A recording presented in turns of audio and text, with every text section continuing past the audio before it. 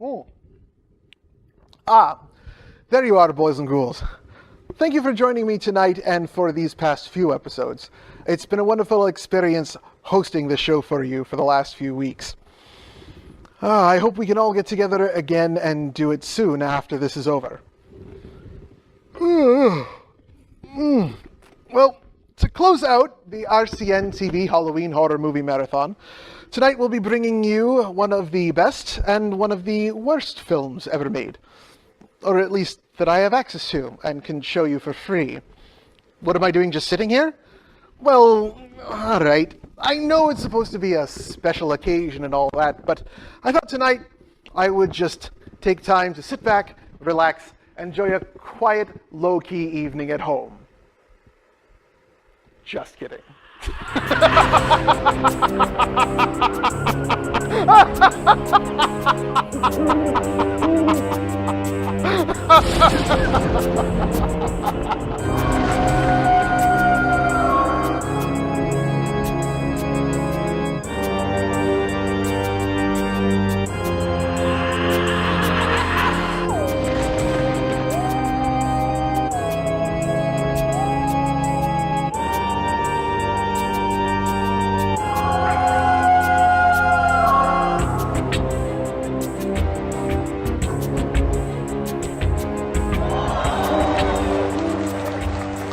Yes, that's right, boys and ghouls. Tonight's very special feature presentation of the RCN TV Halloween Horror Movie Marathon is coming to you from the Red Lion Inn in Quakertown in McCool's Arts and Events Center, in association with Star of the Day Productions, and is being filmed in front of a live studio audience.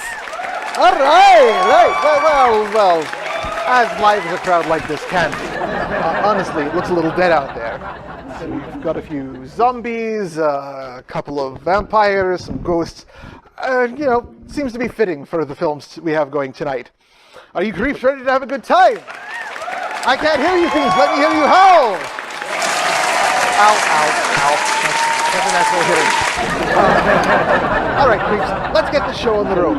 Tonight... Damian! What? Are you not going to introduce us? Oh, that's right. I'm sorry, guys.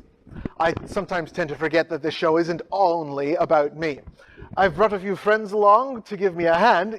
You want to meet them? All right. Well, these guys have come out to help me host and riff on our films for the evening. Allow me to introduce you to my very special guests for the night.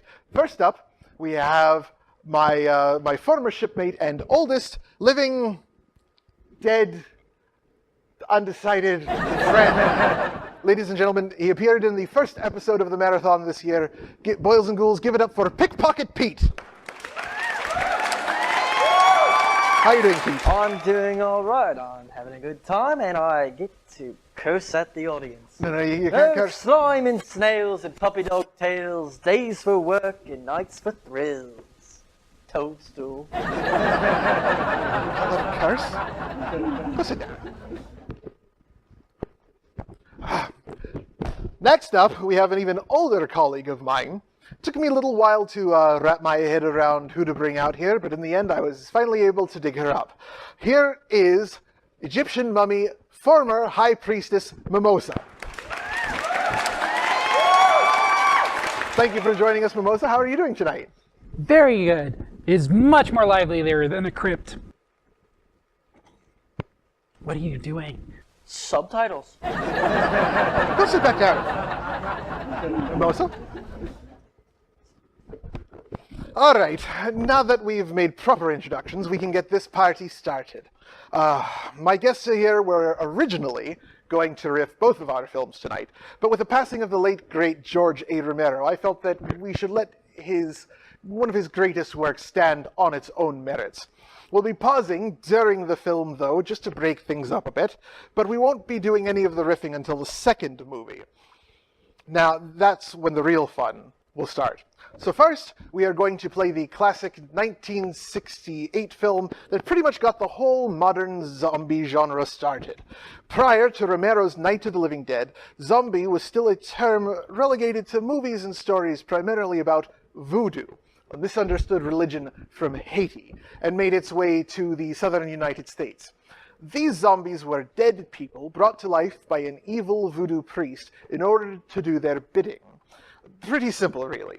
The best early example in Hollywood of this is Bela Lugosi film White Zombie.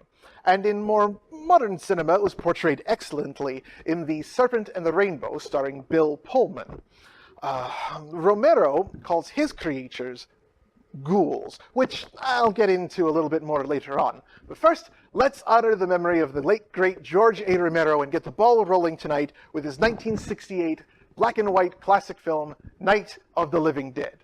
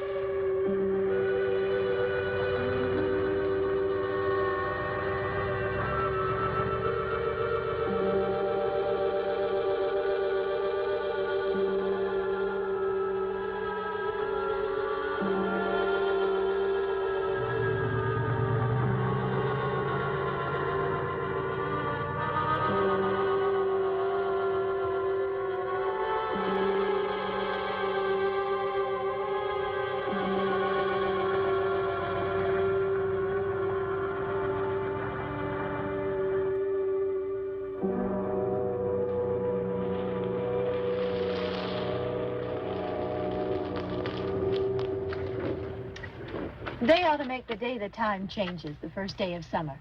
What? Well, it's 8 o'clock and it's still light. A lot of good the extra daylight does us. Now, we've still got a 3-hour drive back. We're not going to be home until after midnight. Well, if it really bugged you, Johnny, you wouldn't do it. You think I want to blow Sunday on a scene like this? You know, I figure we're either going to have to move Mother out here or move the grave into Pittsburgh. She can't make a trip like this. Oh, I don't know that she can't. Is there any of that candy left? No. Look at this thing. We still remember. I don't. You know, I don't even remember what the man looks like. Johnny, it takes you 5 minutes. Yeah, 5 minutes to put the wreath on the grave and 6 hours to drive back and forth. Mother wants to remember, so we trot 200 miles into the country and she stays at home. Well, we're here, John, all right? Test. We're back on? Oh. Ladies and gentlemen, we're coming back on the air after an interruption due to technical problem.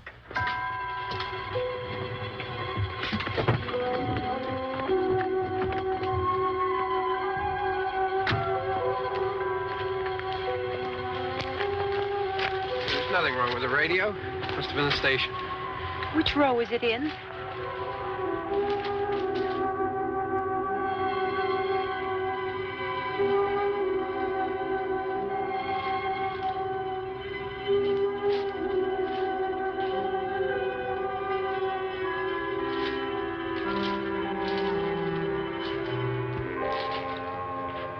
Well, there's no one around. Well, it's late. If you'd gotten up earlier. Oh, look, I already lost an hour's sleep on the time change. I think you complain just to hear yourself talk. There it is.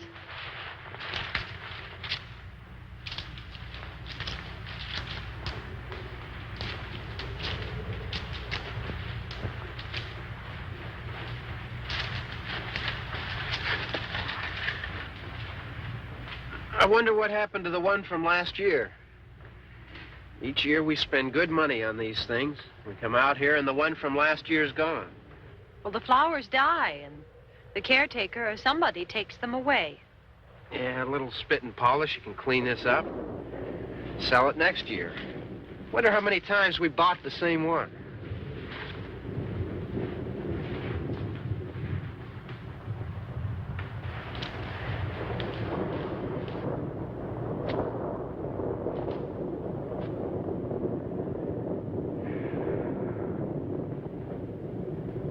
Hey, come on, Barb. Church was this morning, huh?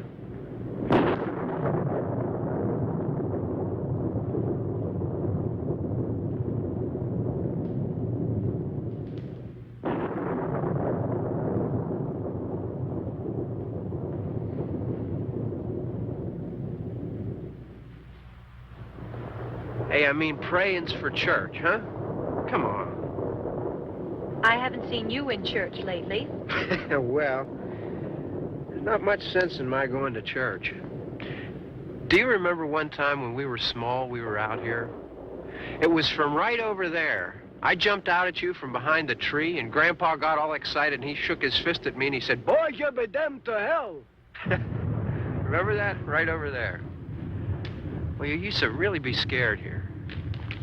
Johnny. You're still afraid. Stop it now. I mean it. They're coming to get you, Barbara. Stop it. You're ignorant. They're coming for you, Barbara. Stop it. You're acting like a child. They're coming for you. Look, there comes one of them now. He'll hear you.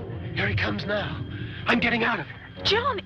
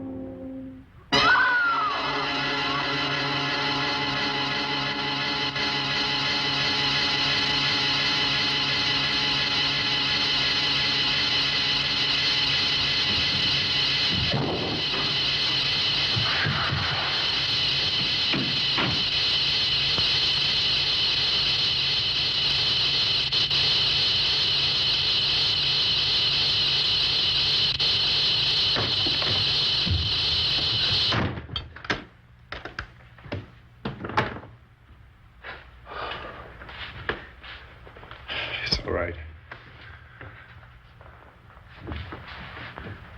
Don't worry about him. I can handle him. Probably be a lot more of them as soon as they find out about us.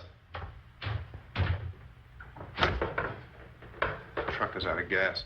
This pump out here is locked. Is there a key? We can try to get out here if we can get some gas. Is there a key? I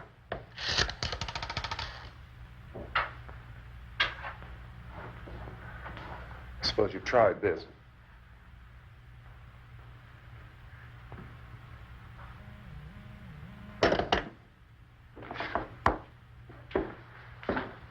Do you live here?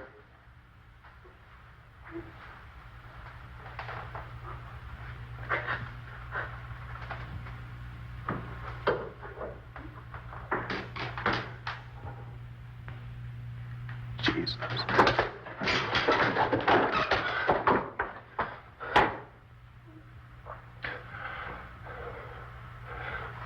We've got to get out of here. We have to get to where there's some other people. Maybe we better take some food. I'll see if I can find some food.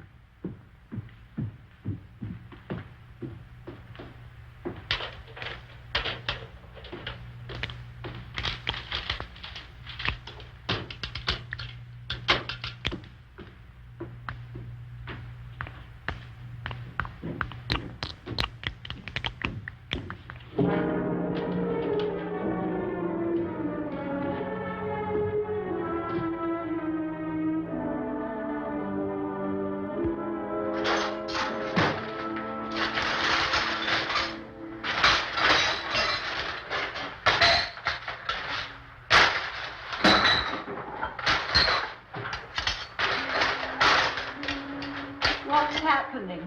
How do you think it's happening? What's happening?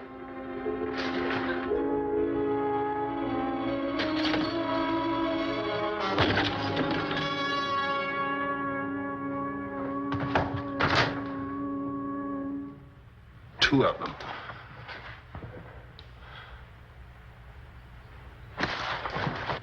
There are two of them out there. Have you seen any more around here? I can take care of those two. I don't I know you're afraid, but we have I don't know! I don't know! What's happening?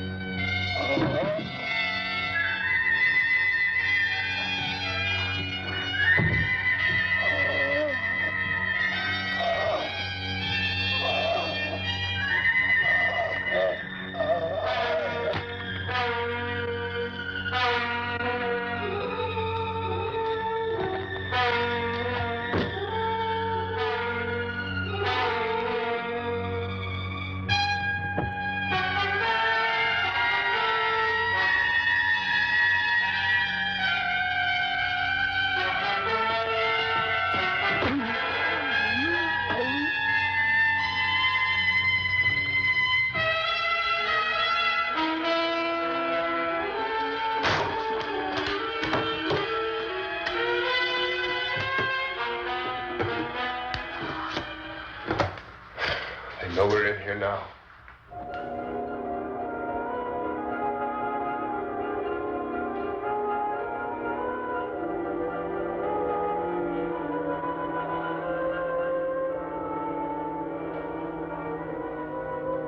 Don't look at it.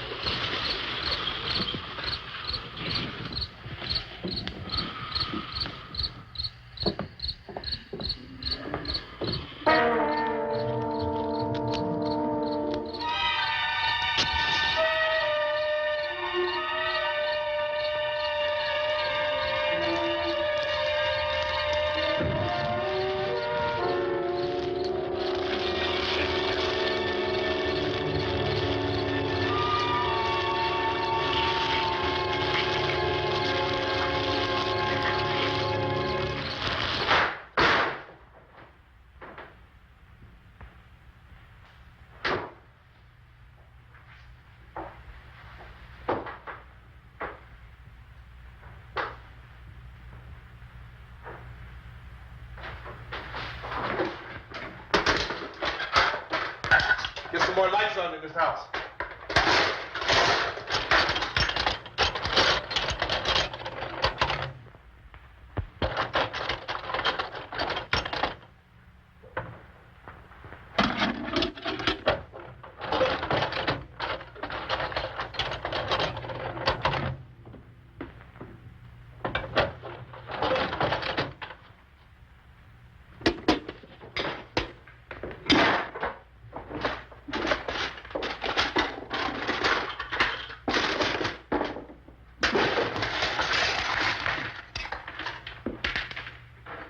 Why don't you see if you can find some wood, some boards, something there by the fireplace, something we can nail this place up.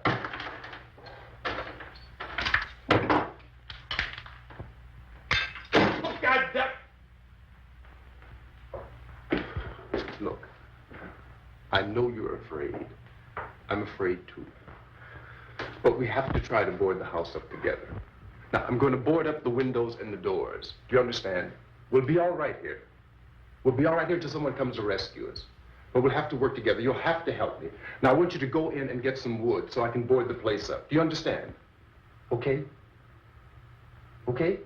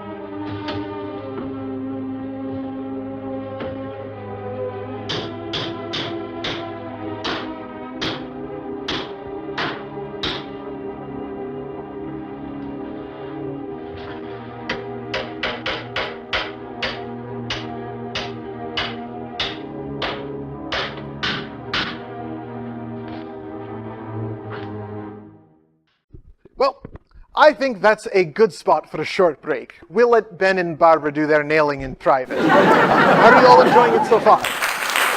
Excellent. The opening scene of Night of the Living Dead and pretty much the entire film is iconic and was incredibly influential over the entire movie genre from there on out. And to help me talk a little bit about the film's legacy is our very own ambassador of the undead and purveyor of pop culture, my old shipmate, Pickpocket Pete. Pete here is just about as old as I am and just as well versed in horror movie films.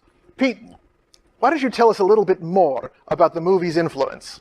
Well, Captain, as you said earlier, Romero's film, his first feature-length movie, no less, had a massive impact, essentially creating the zombie genre we know and love today. Not only was he able to build a long, successful career around the franchise, but elements of the Living Dead series have become almost ingrained in pop culture. Over time, pop culture right now is practically obsessed with zombies. Yeah, that's right. Its influence can be seen not only in the half a dozen remakes and sequels, but also in the parodies and rip-offs as well. Yes, well, we already heard one of the most famous lines from the film. One that was quite well used in the horror comedy film Shaun of the Dead. They're coming to get you, Barbara. We're coming to get you, Barbara! The film's audio has also influenced and even been sampled many times in music, including a song actually called Coming to Get You, Barbara by the band No More Kings. The radio TV announcer that we will hear later on in the film was also sampled by my favorite band, Creature Feature, for their song Aim for the Head. By the way, if Curtis or Eric from Creature Feature see this, call me. I need a new theme song.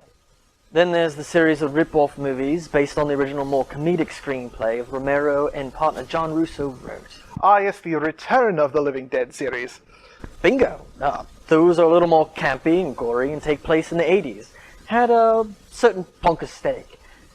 It's one of my favorite series, actually, and responsible for the whole zombies eating brains shtick. Ah, yes, while the flesh eaters in Romero's films are more of a commentary on capitalism, especially in his later films, the brain eating was more of a metaphor for drug addiction.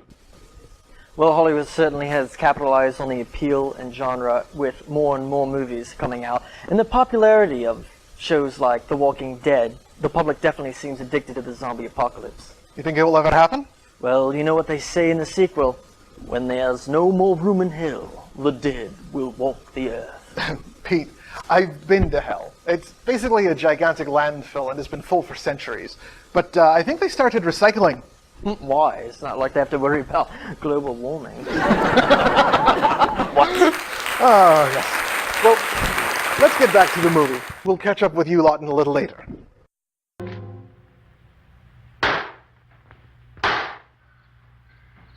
Yeah, this room looks pretty secure.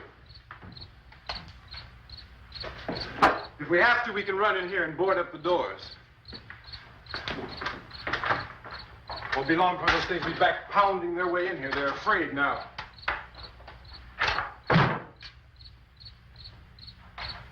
They're afraid of fire. I found that out.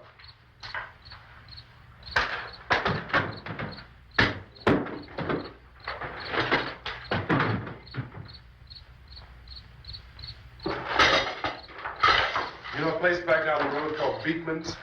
Beekman's Diner?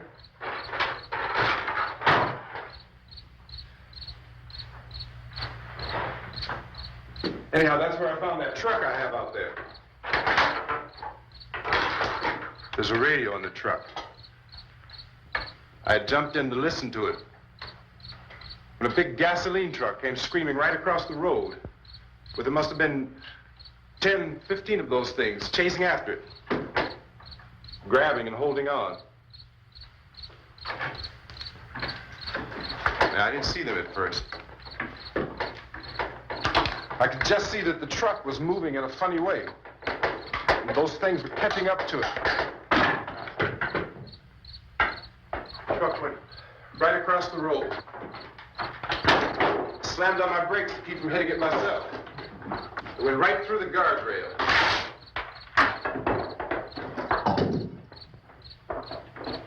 I guess the driver must have cut off the road into that gas station by Beekman's Diner.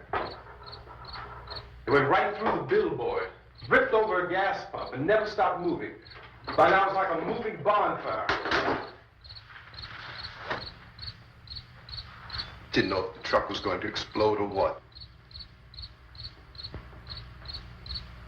Still hear the man screaming.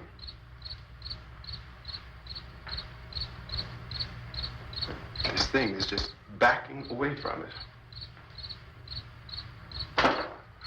I looked back at the diner to see if there was anyone there who could help me. It was when I noticed that the entire place had been encircled. There wasn't a sign of life left, except by now there were no more screams. I realized that I was alone with 50 or 60 of those things, just standing there, staring at me. I started to drive. I just plowed right through them. They didn't move. They didn't run or just stood there staring at me. Just wanted to crush them. They scattered through the air like bugs. We were riding in the cemetery. Johnny and me. Johnny.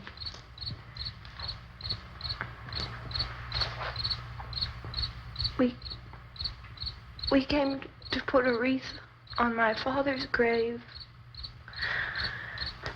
Johnny and he said, "Can I have some candy, Barbara?" We didn't have any. And oh, it's hot in here. Hot.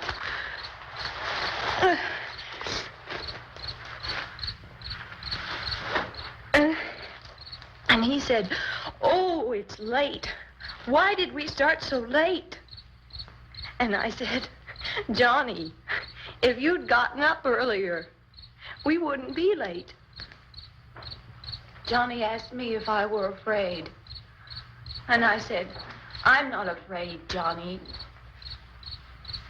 And then this man started walking up the road.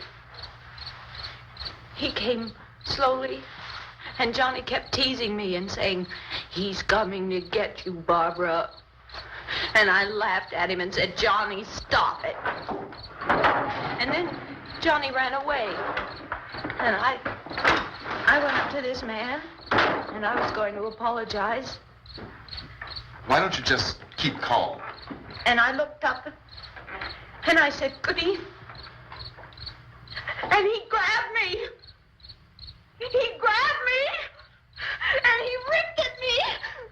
He held me, and he ripped at my clothes. I think you should just calm down. Oh, I screamed, "Johnny! Johnny, help me! Oh, help me!" And he wouldn't let me go. He ripped. And then Johnny came and he ran and he fought this man. And I got so afraid. I ran.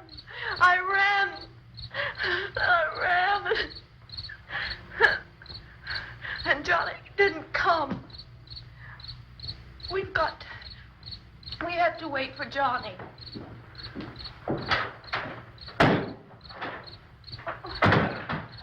Maybe we better go out and get him. We have to go out and get Johnny. He's out there. Please, don't you hear me? We've got to go out and get him. Please! We have got to go get Johnny!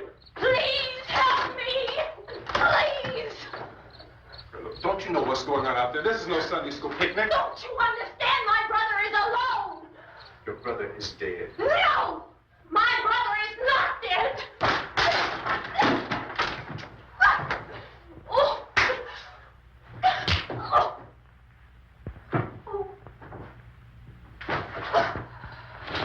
Oh.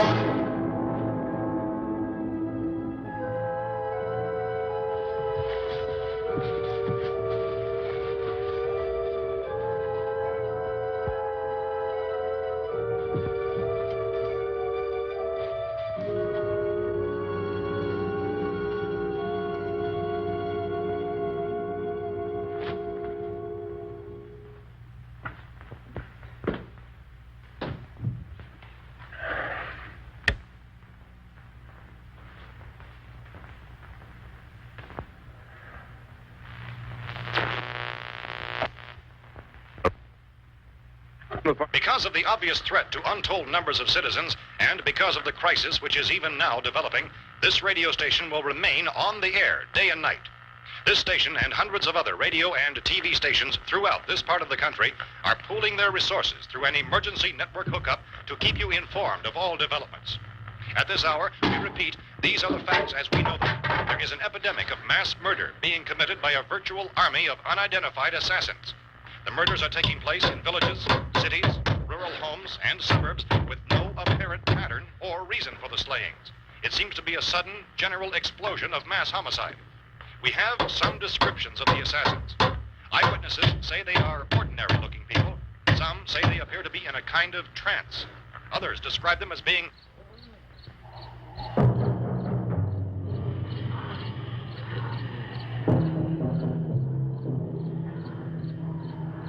So, at this point, there is no really authentic way for us to say who or what to look for and guard yourself against. Misshapen monsters. Reaction of law enforcement officials is one of complete bewilderment at this hour. So far, we have been unable to determine that any kind of organized investigation is yet underway. Police, sheriff deputies, and emergency ambulances are literally deluged with calls for help. The scene can best be described as mayhem. Mayors of Pittsburgh, Philadelphia, and Miami, along with the governors of several eastern and midwestern states, have indicated the National Guard may be mobilized at any moment, but that has not happened as yet. The only advice our reporters have been able to get from official sources is for private citizens to stay in their homes behind locked doors. Do not venture outside for any reason until the nature of this crisis has been determined and until we can advise what course of action to take. Keep listening to radio and TV for any special instructions as this crisis develops further. Thousands of office and factory workers are being urged to stay at their places of employment, not to make any attempt to get to their homes. However, in spite of this urging and warning, streets and highways are packed with frantic people trying to reach their families or apparently to flee just anywhere. We repeat, the safest course of action at this time is simply to stay where you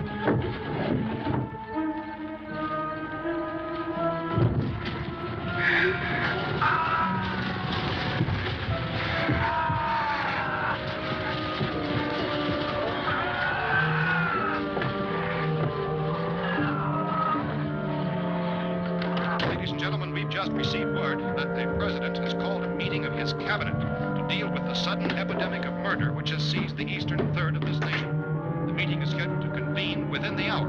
Members of the presidential cabinet will be joined by officials of the FBI and joint chiefs behind closed doors. The White House spokesman, in announcing this conference, says there will be an official announcement as soon as possible following that meeting. This is the latest dispatch just received in our news. Latest word also from National Press Services in Washington, D.C. now tells us that the emergency presidential conference, which we've just mentioned, will include high-ranking scientists from the National Aeronautics and Space Administration. That's the extent of this latest bulletin. Repeating, members of this cabinet, the FBI, the Joint Chiefs of Staff, and scientists from NASA within the hour. All radio and TV stations throughout this part of the country, including the one to which you are listening, have joined their facilities in an emergency network to bring you this news as it develops. We urge you to stay tuned to radio and TV and to stay indoors at all costs. Late reports reaching this newsroom tell of frightened people seeking refuge in churches, schools, and government buildings, demanding shelter and protection from the wholesale murder which apparently is engulfing much of the nation. Law enforcement officials are at a loss to explain or, even at this hour, even to theorize about the reasons for this wave of murder. So far, the advice they're able to give the public is something. Chief T.K. Dunmore of Camden, North Carolina, is quoted as saying, quote, "Tell the the people, for God's sake, to get off the streets. Tell them to go home and lock their doors and windows up tight. We don't know what kind of murder-happy characters we have here. Ken Coleman is Chief Dunmore of Camden, North Carolina. So far, the only descriptions, the only clues anyone has of the killers come from frightened witnesses of some of the slaves. These eyewitness accounts variously describe the murderers as ordinary-looking people, misshapen monsters, people who look like they're in a trance, and things that look like people but act like animals. Some eyewitnesses tell of seeing victims who look as though they had been torn apart. This whole ghastly story began developing 2 days ago with the report of the slaying of a family of 7 in their rural home near Belfort. Since then, reports of such senseless killings began snowballing in a reign of terror which has hopscotched in an erratic, disconnected manner throughout much of the eastern and midwest of the United States. Efforts to keep track of the murder reports by the placing of markers on a map seem to indicate a general spreading from the extreme southeastern United States to the north and west. Our newsmen have been on the telephone talking with officials in other cities and have determined that none of this kind of mass murder has yet been reported west of the Mississippi River, except in the extreme southeastern portion of Texas. Similar killings have been reported around the Houston and Galveston areas, but nothing like... I found a gun and some bullets out there. It was only late yesterday Oh, and when it these. first became clear we were facing some kind of national emergency. When first reports began filtering in, newsmen and law enforcement agencies were of the opinion This that place is boarded up pretty solid now. in nature. However, as these We ought to be all right here for a while. dramatically, it was soon apparent that We have this the was gun something and more than the bullets, usual run of lawlessness. food and the radio. Officials began to suspect an obscure kind of conspiracy. Sooner or later, someone Things as bound to come and get us out. creatures from outer space. So again, we join with law enforcement agencies, urging you to seek shelter in a building. Lock the doors and windows securely. Hey, that's us. We're doing all right. Be cautious of any suspicious strangers. And keep tuned to your radio and television for survival instructions and further details of this continuing story. Look, I don't know if you're hearing me, Goes on in the absence of any law. but I'm going upstairs now. It's almost as though some critical balance of If anything should try to break in here, I can hear it from up there. I'll be down to take care of it. savage killers. We repeat, this radio station. Everything is all right for now. I'll be back to reinforce the windows and doors later. But you'll be all right for now, okay? Okay. Civil defense officials in Cumberland have told newsmen that murder victims show evidence of having been partially devoured by their murderers.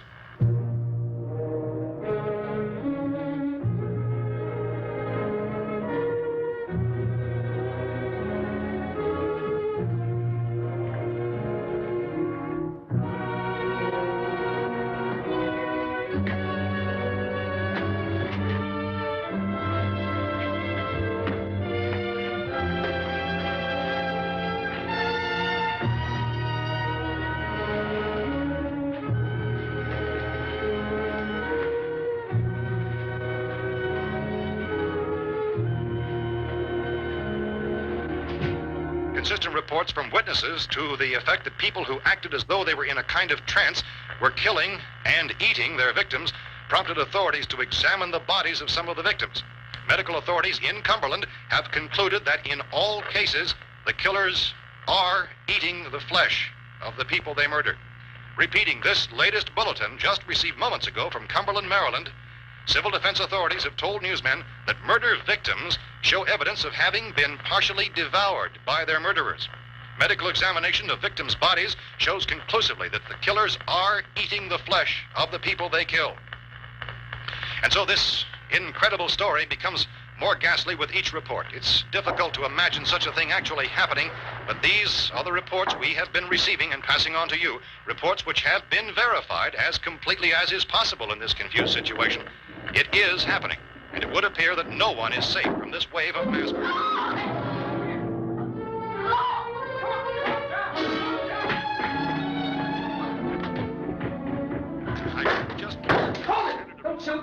We're from town. City, A radio. County, Pennsylvania. The Butler County Sheriff has verified that reports of murder being partially eaten by their slayers is true. No further details available at this time. However, How long you guys been down there? I could use some help up here. That's the cellar. It's the safest place. You mean you didn't hear the racket we were making up here? How are we supposed to know what was going on? Could have been those things for all we knew. That girl was screaming. Sure, you must know what a girl screaming sounds like. Those things don't make any noise. Anybody would know somebody ever needed help. Look, it's kind of hard to hear what's going on from down there. We thought we could hear screams, but for all we knew, that could have meant those things were in the house afterward. And you wouldn't come up and help. Well, if there were more... The racket sounded like the place was being ripped apart. How were we supposed to know what was going on? Now, wait a minute. You just got finished saying you couldn't hear from down there. Now you say it sounded like the place was being ripped apart. It would be nice if you get your story straight, man. All right, now you tell me. I'm not going to take that kind of a chance when we got a safe place. We luck into a safe place, and you're telling us we got to risk our lives just because somebody might need help, huh? Yeah, something like that. All right, why don't we settle this? Look, mister, we came up, okay? We're here. Now I suggest we all go back downstairs before any of those things find out we're in here. They can't get in here. You got the whole place boarded up? Yeah, most of it. All but a few spots upstairs. They won't be hard to fix. You're insane. The cellar's the safest place. I'm telling you, they can't get in here. And I'm telling you, those things turned over our car. We were damn lucky to get away at all. Now you tell me those things can't get through this lousy pile of wood? His wife and kids downstairs. The kid's hurt.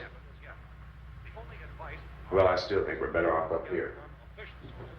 We could strengthen everything up, Mr. Cooper. With all of us working, we could fix this place up in no time. We have everything we need up here. We can take all that stuff downstairs with us. Man, you're really crazy, you know that? You got 1,000,000 windows up here. All these windows, you're gonna make them strong enough to keep these things out, huh? I told you, those things don't have any strength. I smashed 3 of them and pushed another one out the door. Did you hear me when I told you they turned over our car? Oh, hell, any good 5 men can do that. That's my point. Only there's not going to be 5 or even 10. There's going to be 20, 30, maybe 100 of those things. And as soon as they know we're here, this place is going to be crawling with them. Well, if there are that many, they'll probably get us wherever we are. Look, the cellar. The cellar, there's only one door, right? Just one door, that's all we have to protect. Tom and I fixed it so it locks and boards from the inside. But up here, all these windows, why, we'd never know where they were going to hit us next. You got a point, Mr. Cooper. But down in the cellar, there's no place to run to. I mean, if they did get in, there'd be no back exit. We'd be done for. We can get out of here if we have to. And we got windows to see what's going on outside. But down there with no windows, if a rescue party did come, we wouldn't even know it. But the cellar is the strongest place. The cellar is a death trap. I don't know, Mr. Cooper. I think he's right. You know how many's out there? I don't know. I figure maybe 6 or 7. Look, you two can do whatever you like. I'm going back down to the cellar, and you better decide. Because I'm going to board up that door, and I'm not going to unlock it again no matter what happens. Now, wait a minute, Mr. Cooper. No, I'm not going to wait. I've made my decision, now you make yours. Now, wait a minute. Let's think about this. We can make it to the cellar if we have to. And if we do decide to stay down there, we'll need some things from up here. So let's at least consider this a while. If you box yourself in the cellar and those things get in the house, you've had it. At least up here you have a fighting chance. Yeah, it looks like about 8 or 10 out there now. There's more than there were. There are a lot out back, too. So far, the best advice there is...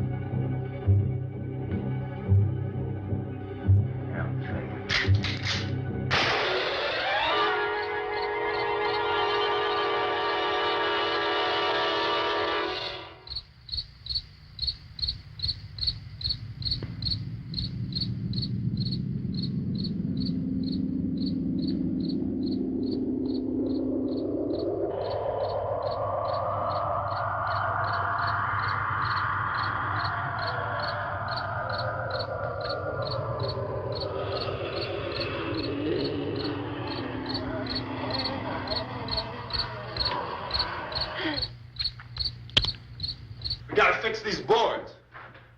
You're crazy. Those things are going to be at every window and door in this place.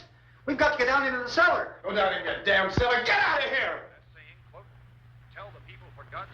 I'm taking the girl with me. You leave her here. Keep your hands off her. And everything else that's up here, too. Because if I stay up here, I'm fighting for everything up here. And the radio and the food is part of what I'm fighting for. Now, if you're going down the cellar, get. The man's insane. He's insane. We've got to have food down there. We've got a right. This is your house. We've got a right. You going down there with him? Well, yes or no? This is your last chance. No beating around the bush. Listen, I got a kid down there.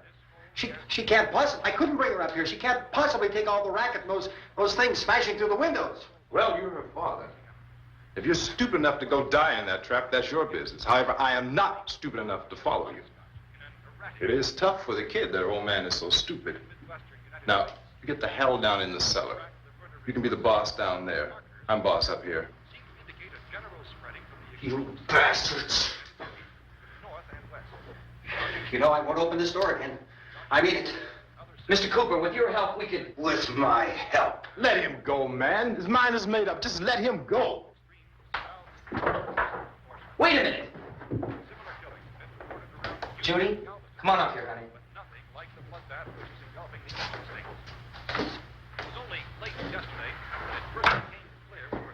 You're gonna let them get hurt too, huh? It's all right, honey. Go ahead.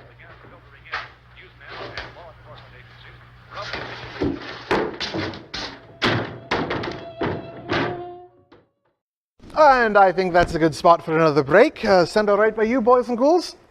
Well, while we let Cooper board himself up with his wife and child, let's take a couple of minutes to honor the late, great George A. Romero. May he rest in peace. We spoke earlier about the influence of this particular film, but I want to talk a little bit more about the legacy of Romero himself. And to do that, I'd like to bring up my other guest for the night, High Priestess Mimosa. Thank you for joining me tonight, High Priestess Mimosa. Thank you, Damian. It's great to be here. Now, you are very familiar with Romero's other works, yes? That's right. While George is best known for the Living Dead series of films, his other work is just as influential. Who here has heard of the television series Tales from the Dark Side? Great, that was Romero, and was created in response to his direction of the horror anthology film Creepshow, which was written by fellow horror icon Stephen King. Yes, I always forget he created the Tales from the Dark Side. Between this movie and the sequel to it, he also directed the 1973 film The Crazies. While it was kind of a zombie-like, the monsters were actually living humans sent into a homicidal rage by a chemical spill. One can suggest that even inspired some of the other well-known zombie films, though, like the 28 Days Later series. Of course, in that time, Romero also made a vampire movie, which you might like, Damian. Yes, it's called Martin, isn't it? It's on my very long list of upcoming reviews of vampire films, available on YouTube soon. Romero was even in line to direct the first Resident Evil movie, based on the popular video game series, after he directed a live-action commercial for the second game. He was hesitant to make another zombie film, especially one not based on his own work, but reconsidered a few years later to write a script. Fortunately, it was passed over for Paul W.S. Anderson's. Yes, and we all know how those all turned out. Well, what about Romero himself? What can you tell me about the man? Well, let's see. George Andrew Romero was born in the Bronx in 1940. He grew up in the city and was such a lover of cinema that he actually rented full film reels and rode home with them on the subway. This was long before Blu-rays and VCRs. Does anybody still have a VCR? I actually own a Betamax. Do you keep that next to your laser disc? After graduating Carnegie Mellon in Pittsburgh, George started a career directing commercials and short films. One of his very early projects was a segment for Mr. Rogers' Neighborhood, in which Mr. Rogers has a tonsillectomy. In the late 60s, he created imaged 10 films, along with 9 of his other friends, for the express purpose of making the film we have here tonight. George was only 28 when he directed this film. And he continued working right up until his death, didn't he? Correct. Just this past May, he announced plans for yet another Living Dead movie, Road of the Dead. He said it was going to take place long after Z-Day and was going to be a cross between a zombie movie and the Fast and the Furious, or Mad Max. His production company released the poster for it on July 13th, and he passed away 3 days later due to lung cancer. Yeah, 77 years is a long time, even for someone like us. But still, don't smoke, kids. Well, thank you, High Priestess Mimosa, for the little report. Now, let's get back to the Godfather of the Dead's breakout feature here on the RCN TV Halloween Horror Movie Marathon. If we stick together, man, we can fix it up real good. There's lots of places we can run to up here. Mr. Cooper, we'd all be a lot better off if all 3 of us were working together. Hey. Hey, kid.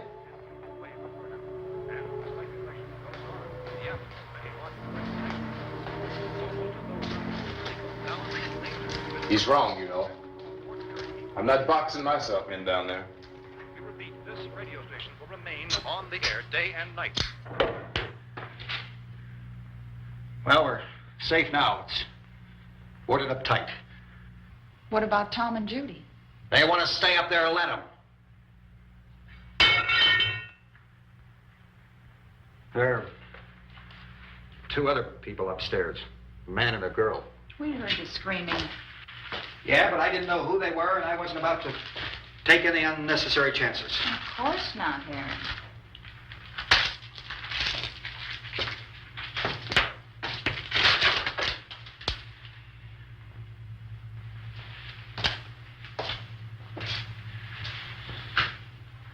Is she all right? I don't know what it is. She feels warm. Maybe it's shock. Where'd you get the bandage? Some laundry in a basket. I tore a sheet.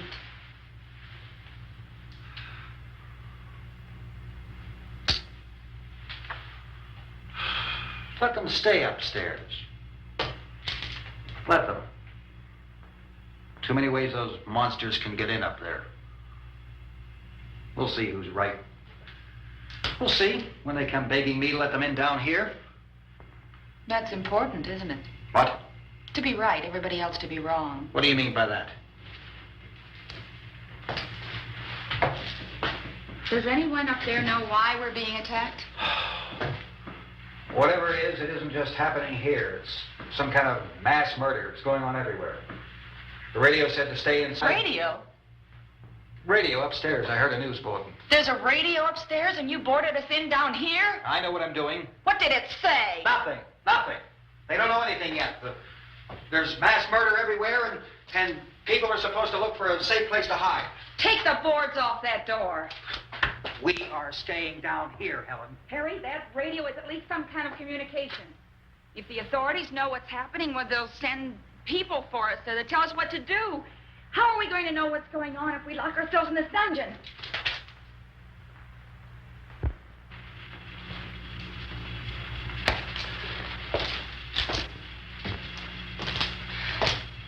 We may not enjoy living together, but dying together isn't going to solve anything. Those people aren't our enemies. Mr. Cooper! Mr. Cooper, Ben found a television set upstairs.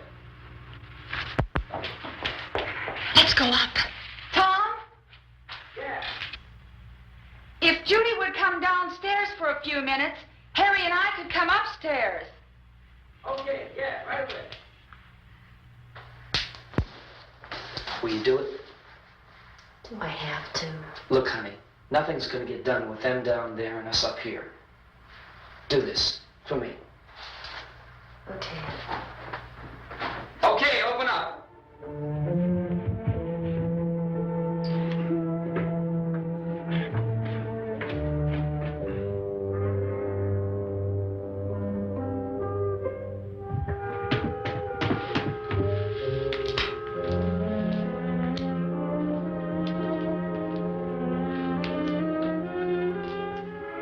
care of her, Helen. She's all I have. Why don't you go upstairs now?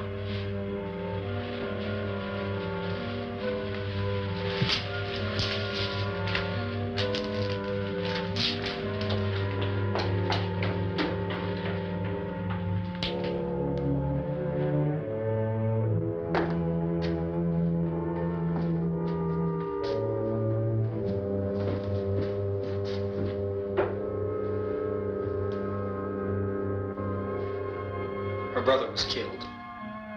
Hey, give me a hand with this thing. I gotta go help Ben with the television.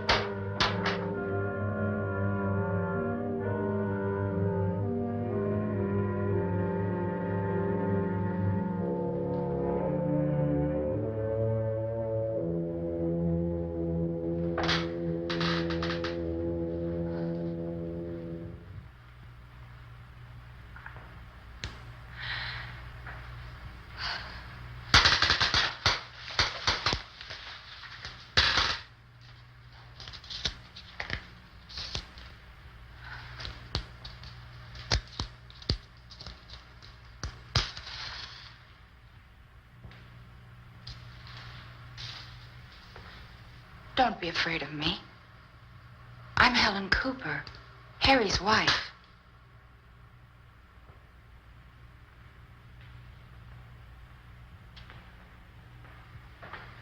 This place is ridiculous. Look at this. There's a million weak spots up here.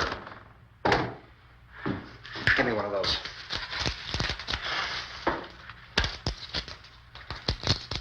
Her brother was killed.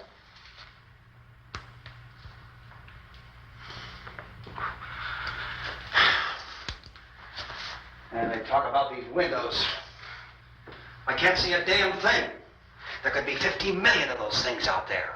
That's how much good these windows are. Why don't you do something to help somebody?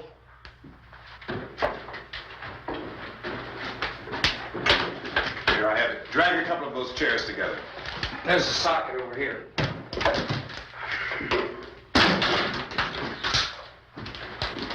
You better watch this and try to understand what's going on.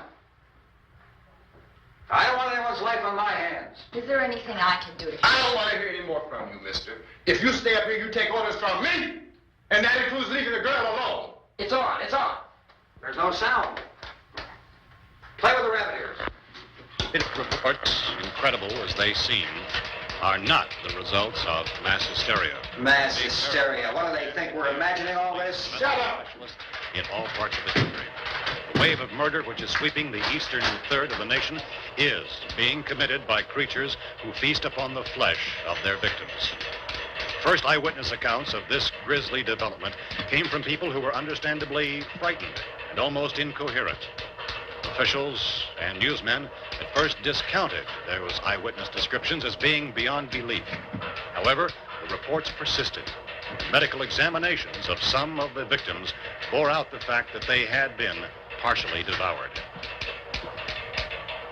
I think we have some late word just arriving, and I'll interrupt to bring this to you. This is the latest disclosure in a report from National Civil Defense Headquarters in Washington. It has been established that persons who have recently died have been returning to life and committing acts of murder. A widespread investigation of reports from funeral homes, morgues, and hospitals has concluded that the unburied dead are coming back to life and seeking human victims. It's hard for us here to believe what we're reporting to you, but it does seem to be a fact. When this emergency first began, radio and television was advising people to stay inside, behind locked doors for safety. Well, that situation has now changed. We're able to report a definite course of action for you. Civil defense machinery has been organized to provide rescue stations with food, shelter, medical treatment, and protection by armed National Guardsmen. Stay tuned to the broadcasting stations in your local area for this list of rescue stations. This list will be repeated throughout our news coverage. Look for the name of the rescue station nearest you and make your way to that location as soon as possible. So we have that truck. We can get some gas, we can get out of here. There's a pump out by the shed. I know, that's why I pulled in here, but it's locked. Emergency meeting called this afternoon by the President. Since convening this conference of the Presidential Cabinet, the FBI, the Joint Chiefs of Staff, the CIA, has not produced any public information. Why are space experts being consulted about an Earth-bound emergency? So far, all the betting on the answer to that question centers on the recent Explorer satellite shot to Venus. That satellite, you'll recall, started back to Earth, but never got here. That's the space vehicle which orbited Venus and then was purposely destroyed by NASA when scientists discovered it was carrying a mysterious high-level radiation with it. Could that radiation be somehow responsible for the wholesale murders we're now suffering? Newsman Don Quinn in Washington has posed those questions. It's obvious our best move is to try to get out of here. How are you going to get over to that pump? Look. You're coming from a meeting regarding the explosion of the Venus probe, is that right? Yes, that was the subject of the meeting. You feel there is a connection between this and the phenomenon? There's a definite connection. A definite connection. In other words, you feel that the radiation on the Venus probe is enough to cause these mutations? There was a very high degree of radiation. Well, just a minute. I'm not sure that that's certain at all. I don't think that has been irrefutably explanation that we have at this time. In other words, it is the military's viewpoint that the radiation is not the cause of the mutation. I can't speak for the entire military at this time, gentlemen. This seems to be... I must disagree with these gentlemen presently until this is irrefutably proved. Everything is being done that can be done. We'll have to hurry for our next meeting. And Professor, you feel that there is a definite connection between a definite connection as far as Dr. Keller and myself. Doctor, please. I thought we decided that is not proved yet. Was the satellite, when the satellite was exploded? An unusual amount of radiation, enough to cause mutation under certain circumstances. Could have happened. Have a bearing on it. It does seem to have a bearing. Will there be a reply for the later? Yes. There will be a reply. Yes. Later this afternoon. There will be a report this afternoon. Well, perhaps there will be a report, yes. a Later. full report. Will you close the window? We are doing everything possible to solve the problem. Some further explanation of this. We've heard all we need to know. We have to try to get out of here. He said the rescue stations have doctors and medical supplies. If we could get care in there, we could get help for her. No, it's one of the world's foremost authorities on space science and technology. Willard. I saw a sign that said Willard. Any moment. It's only about 17 miles from here. You know this area. You from around here? Judy and I are both from around here. We were on our way up to the lake to go swimming, and Judy had a radio, and we heard the first reports about this.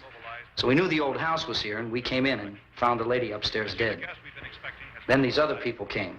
We went down into the basement and put a bar across the door, and it is pretty strong. How could we possibly get away from here? We've got a sick child, 2 women, 1 woman out of her head, 3 men, and the place is surrounded with these things. For NASA.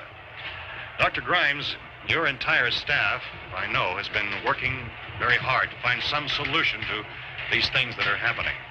Do you have any answers at this time? Yes, we have some answers. But first, let me stress the importance of seeking medical attention for anyone who's been injured in any way. We don't know yet what complications might result from such injuries. How bad has your kid been hurt? Good advice, Doctor. Now, how about the basic complications? Look, you go down there and tell... Judy? Yeah, you tell Judy to come up here and you stay with the kid, all right? Action taken with regard to the Venus probe. In the cold room at the university, we had a cadaver from which all 4 limbs had been amputated. Sometime early this morning, it opened its eyes and began to move its trunk. It was dead, but it opened its eyes and tried to move.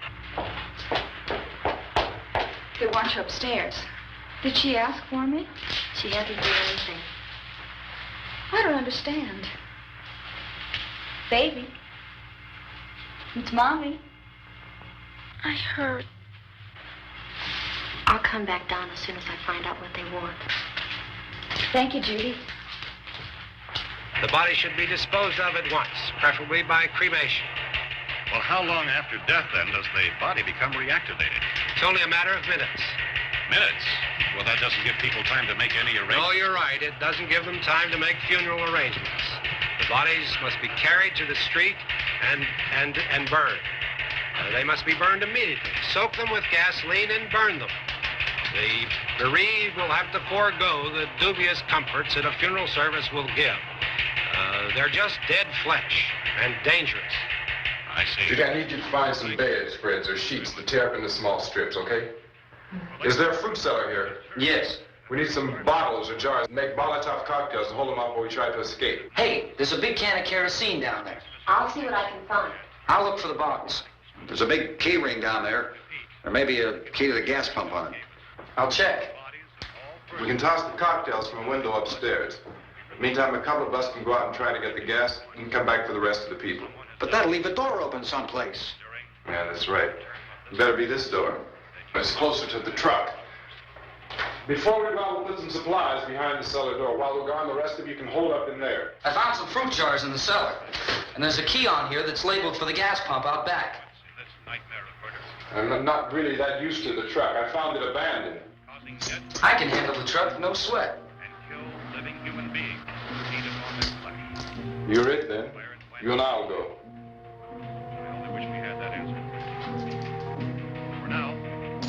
We'll put whatever lumber we find behind the cellar door. You can go upstairs and toss the cocktails from a window. Tom, you and I will have to unboard at this door.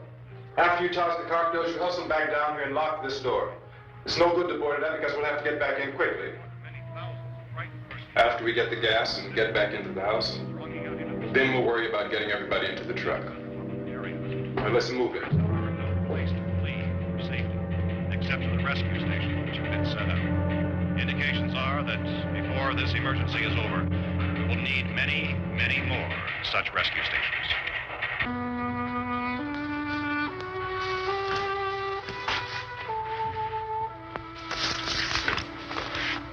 You always have a smile for me. How can you smile like that all the time? How many do you have done? Come on, honey, we gotta move.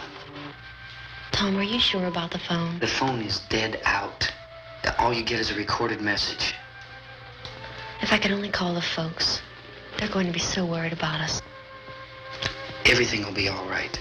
As soon as we get to Willard, we'll call them. They might even be there. I know. Tom? Are you sure we're doing the right thing, Tom? What, about getting out of here? Yeah. Well, the television said that's the right thing to do. We've got to get to a rescue station. I don't know. Come on, honey, you're starting to sound like Mr. Cooper now. But why do you have to go out there? Look, I know how to handle that truck, and I can handle the pump. Ben doesn't know anything about that stuff. But we're safe in here. For how long, honey? We're safe now. But there's going to be more and more of those things. I know all that. Hey, listen. Remember when we had the big flood? Remember how difficult it was for us to convince you that it was right to leave? Remember we had to go to Willard then?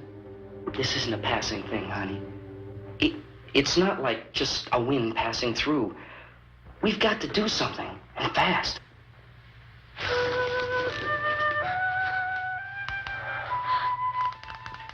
I just don't want you to go out there, that's all. Hey, Smiley. Where's that big smile for me?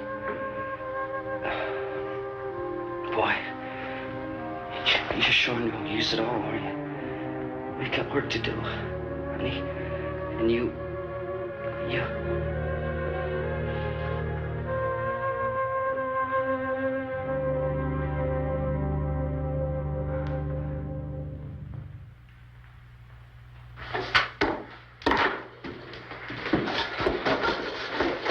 We better get her downstairs. We have to go downstairs now, Barbara. She's right. You have to go downstairs now, just for a little while, until we get back. Then we can all leave. Oh, I'd like to leave. Yes.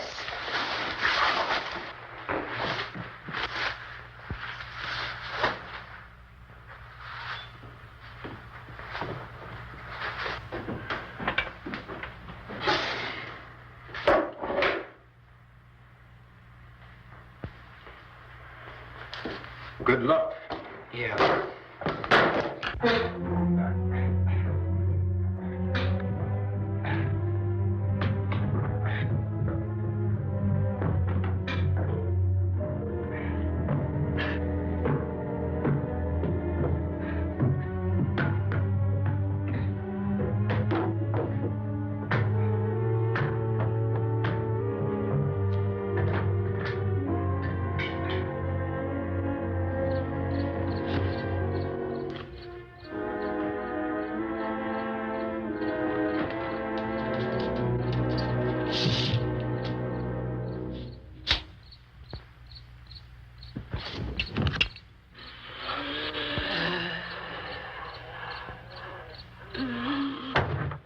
You ready upstairs? Yeah. Okay, toss 'em.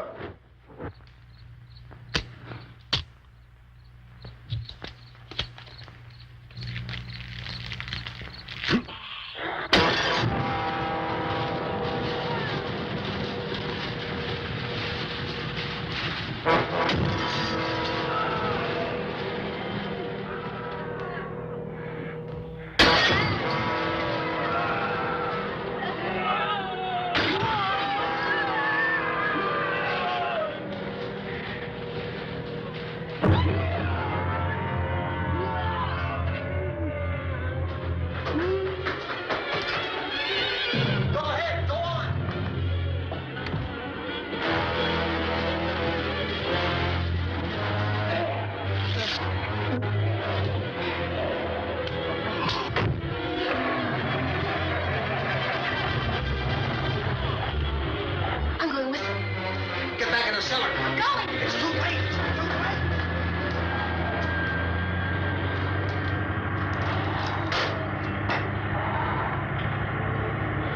Unless you're coming, come on. Get in.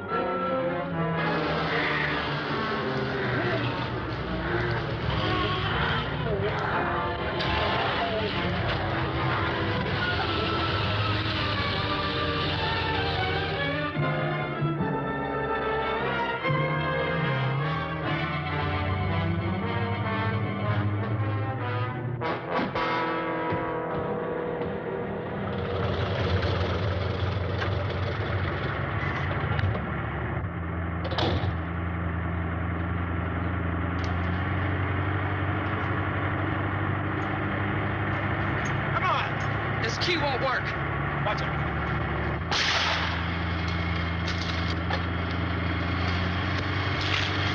Watch the torch.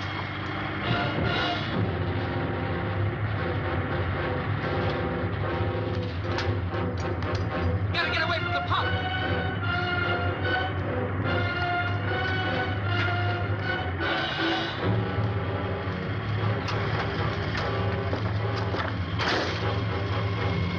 Hang on.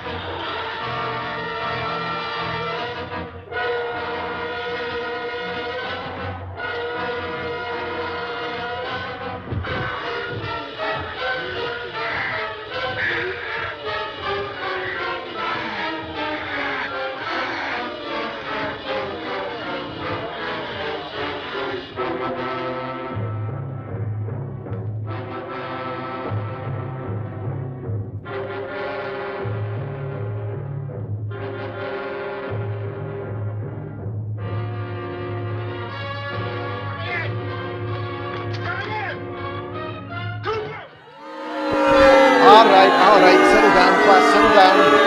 I said shut it! That's better. Well, sorry to interrupt your super tense moment in the film. I promise we'll get back to them in a few moments.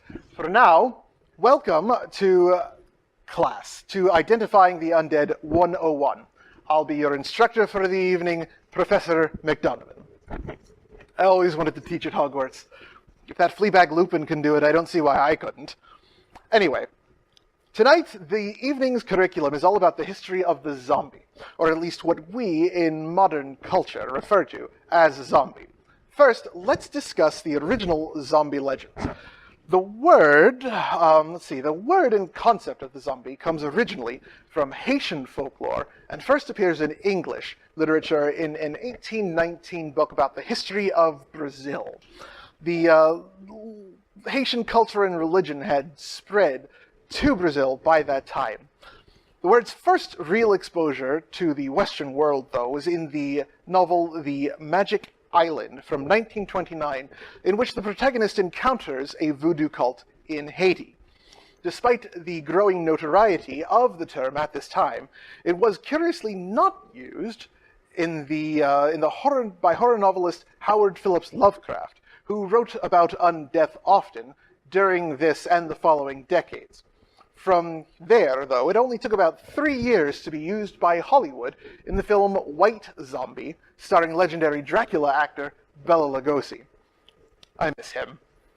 At this time, and pretty much up until Night of the Living Dead, the term zombie was primarily associated with the voodoo religion. But what exactly does this culture define as a zombie? Well, according to these legends, the zombie was a recently deceased person brought to life solely to do the dark bidding of an evil voodoo priest. These zombies were just reanimated corpses and didn't exhibit the need to feed on the living or behave in a menacing manner unless specifically told to. This zombie became a metaphor for slavery in a way, mindless drones being dominated by some authority figure and working tirelessly and without question. After many years of study, it has actually been proposed that the zombie myth might ring true, however. Examinations have shown that combinations of drugs, most notably the poison from the tropical pufferfish, can cause a death-like state and then a sense of disorientation and hallucination when the person has been raised. But between you and me, there's usually a lot more to it than that. Let's see. Are you all with me so far? All right, so now how did this type of undead creature become the flesh and brain eaters we all know and love today? Well, this has more to do with a completely different undead creature whose mythology is more spread throughout Europe, but originated in the Middle East. Ladies and gentlemen, the ghoul. Now, here is where we get into a little Lovecraft. The ghoul began as a demon that wandered the desert and feasted on fresh corpses. These demons were also shapeshifters and could transform into the guise of the person that they had just fed on, but usually were shaped just as a hyena-like animal. Some say this legend is inspired by wild dogs roaming cemeteries and digging up freshly buried corpses. Some of us can attest differently. These creatures became the inspiration for the ghouls in the Lovecraft mythos, and despite some of his questionable racist commentaries, he had a love for ancient Arabia, and as a child often pretended to be an Arabian adventurer. Lovecraft's ghouls mixed Arabic folklore with some of the demonic and undead legends of Europe, and were a little closer to the creatures in tonight's film. His ghouls were dead people infused with a dark, unknown magic, and grew to look more and more dog-like as they progressed after death, digging up graves and feasting on corpses.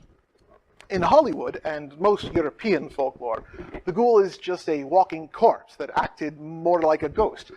Really not much of a flesh-eater, though.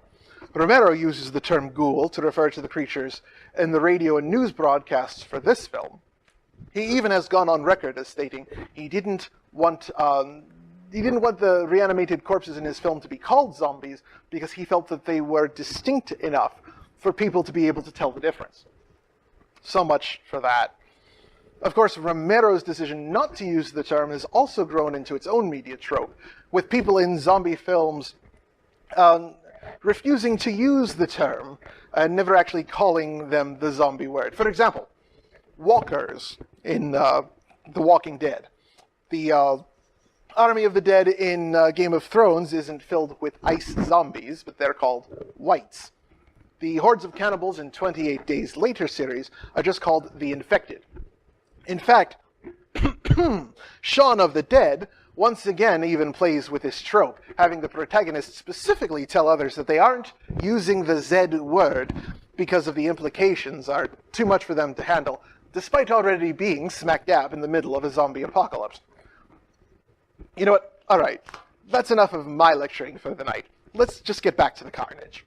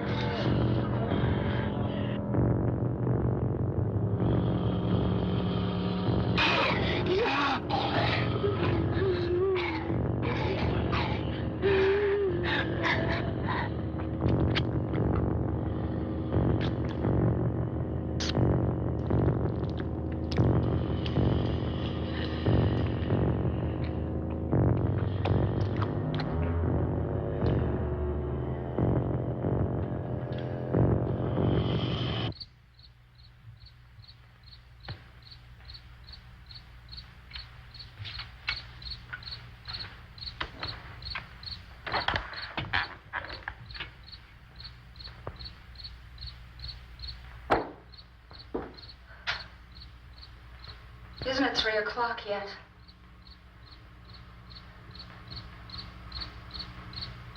There's supposed to be another broadcast at 3 o'clock.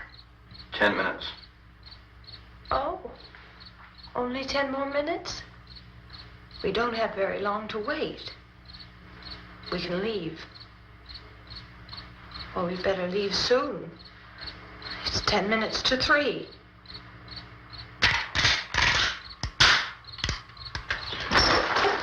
You know anything about this area at all? I mean, is Willard the nearest town? I don't know. We were just trying to get to a motel before dark. You said those things turned your car over. You think we can get it back on its wheels and drive it? Where is it? Seems like it was pretty far away. Seems like we ran. Forget it. It's at least a mile. Johnny has the keys. You gonna carry that child a mile through that army of things out there? I can carry the kid. What's wrong with her? How'd she get hurt? One of those things grabbed her. Bit her on the arm. What's wrong? Who knows what kind of disease those things carry? Is she conscious? Barely. She can't walk. She's too weak. Well, one of us could try to get to the car. You're gonna turn it over by yourself? You can't start the car. Johnny has the keys. You have a car? Where? Where is it? You won't be able to start it. Yeah, I know. But where is it?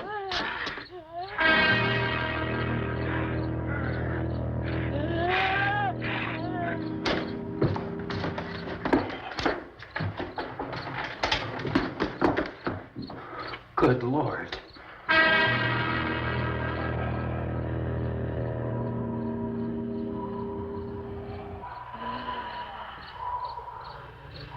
Being monitored closely by scientists at all the radiation detection stations. At this hour, they report the level of the mysterious radiation continues to increase steadily. So long as this situation remains, government spokesmen warn that dead bodies will continue to be transformed into the flesh-eating ghouls. All persons who die during this crisis, from whatever cause, will come back to life to seek human victims unless their bodies are first disposed of by cremation. Our news cameras have just returned from covering such a search and destroy operation against the ghouls, this one conducted by Sheriff Conan McClellan in Butler County, Pennsylvania. So now let's go to that film report. All law enforcement agencies and the military have been organized to search out and destroy the marauding ghouls. The Survival Command Center at the Pentagon has disclosed that a ghoul can be killed by a shot in the head or a heavy blow to the skull. Officials are quoted as explaining that since the brain of a ghoul has been activated by the radiation, the plan is kill the brain and you kill the ghoul. What do you think from the supply wagon, Gus? No, we're all right.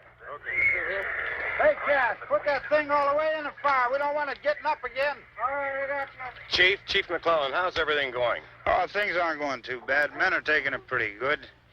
You want to get on the other side of the road over there? Chief, do you think we'll be able to defeat these things? Well, we killed 19 of them today right in this area. Those last 3 we caught trying to claw their way into an abandoned shed. They must have thought somebody was in there. There wasn't, though. We heard them making all kind of noise. We came over and beat them off, blasted them down. As soon as you're finished, can I see you here? Yeah, okay. Chief, if I were surrounded by 6 or 8 of these things, would I stand a chance with them? Well, there's no problem. If you had a gun, shoot them in the head. That's a sure way to kill them. If you don't, get yourself a club or a torch. Beat them or burn them. They go up pretty easy. Well, Chief McClellan, how long do you think it will take you until you get the situation under control? Well, that's pretty hard to say. We don't know how many of them there are. We know when we find them, we can kill them. Are they slow-moving, Chief? Yeah, they're dead. They're all messed up. Well, in time, would you say you ought to be able to wrap this up in 24 hours? Well, we don't really know. We know we'll be into it most of the night, probably into the early morning. We're working our way toward Willard, and we'll team up with the National Guard over there, and then we'll be able to give a more definite view. Thank you very much, Chief McClellan. This is Bill Cardill, WIC TV 11 News. Thank you, Bill, for that report. Official spokesman declined to speculate just how long it may take to kill off all the flesh eaters, so long as the heavy rain...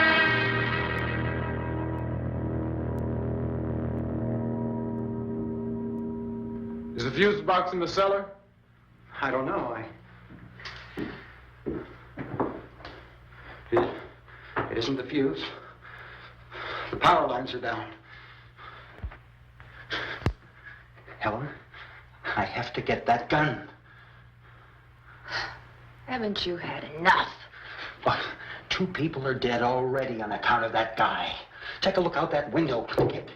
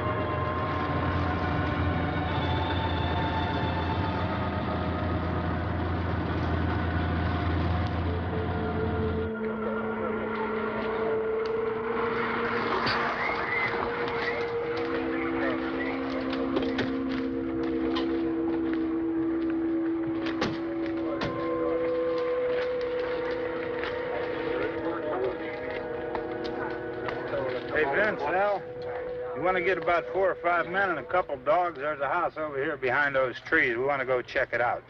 Frank, You go here, Bill. Yeah, Chief, we're going to stay with it till we meet up with the National Guard. Where'd you get the coffee? One of the volunteers, you're doing all the work, you take it. Thank you. We should be wrapped up here about 3 or 4 more hours. We'll probably get into Willard then. I guess you can go over there and meet the National Guard. Nick, you and the rest of these men want to come with me? Well, Bill, I'm checking the office, see what's happening. All right, Steve, tell them we're going to stay with it, and everything appears to be under control.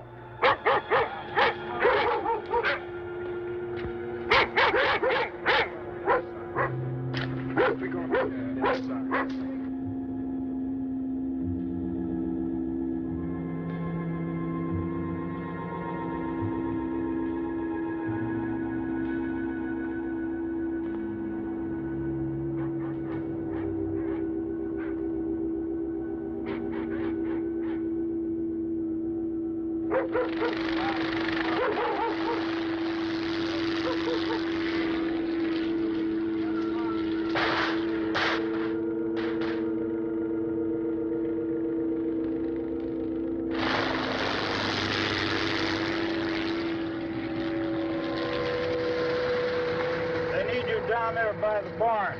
Okay. Some of these guys can follow the wagon down. I only need a few men to check out the house. Somebody had to cook out here, Vince. Yeah, sure looks like it, Cop.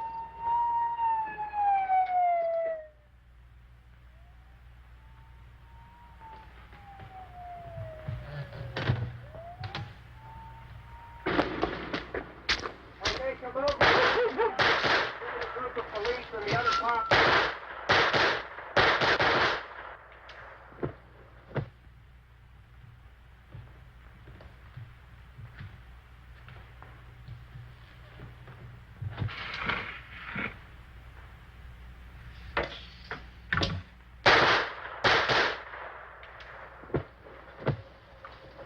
He's a dead one. Get up here. Nick, Tony, Steve, you want to get out in that field and build me a bonfire?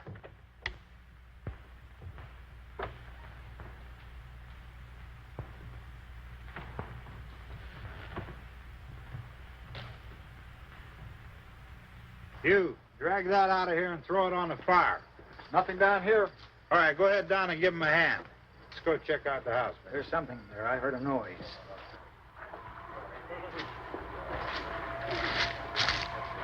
All right, Vince, hit him in the head, right between the eyes.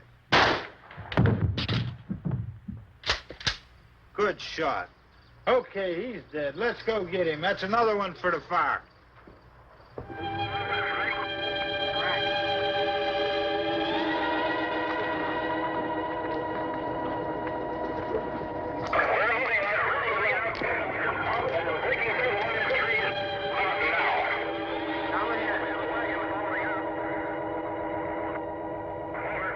All right, send the wagon through directly out. Over.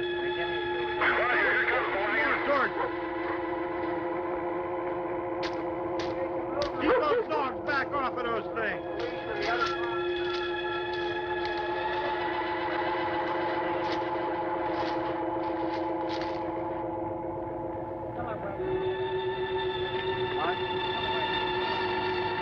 Move more quickly.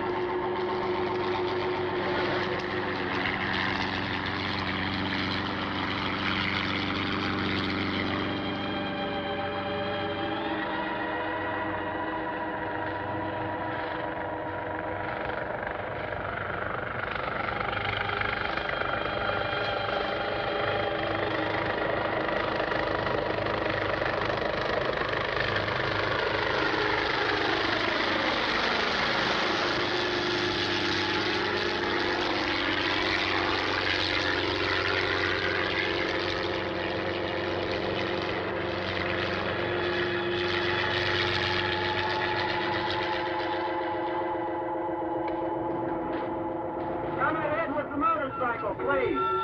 Let's go, back there. That's the way. Hey, Randy, light these torches over here. In the back, way in the back.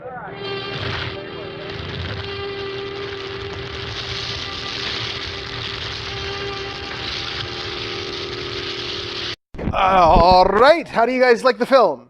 Oh, come on. Are you awake out there, or did the hunters get you with headshots? I said, how did you like the film? That's right. Oh, okay, all right, settle down.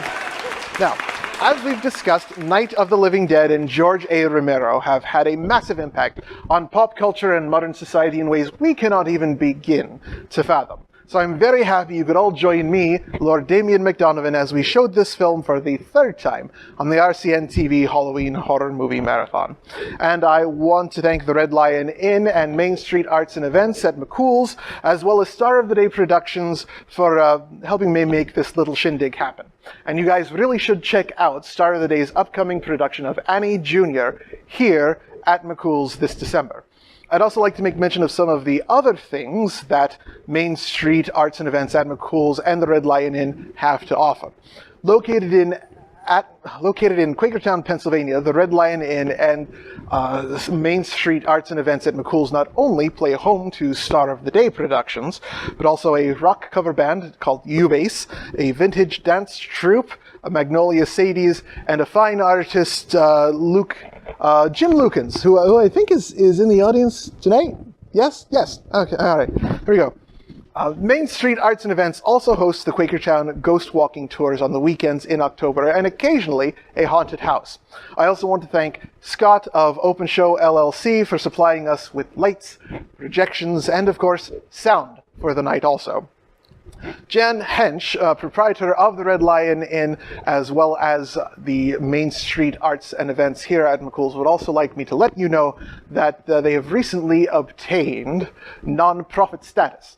And while also in the process of obtaining grants, are also still looking for sponsors to help them expand arts and events not only here, but in the area as well. In the past, they've hosted theatrical gigs here. They've hosted concerts featuring Grammy-nominated artists, and really, you should also check out the food at the Red Lion Inn. I hear it's fantastic. Although I am myself on a all-liquid diet. Well, now. Are you guys ready to move on to the next movie? How about you guys? Are you ready to rip this thing to shreds? Fantastic. Well, the second film we're playing tonight is absolutely awful. Fortunately, it is also awfully short. Coming in at a measly 53 minutes, The Beast of Yucca Flats is notable for its lack of dialogue, atrocious narration, and its big-name star, Tor Johnson, a professional wrestler who went by the name the Super Swedish Angel.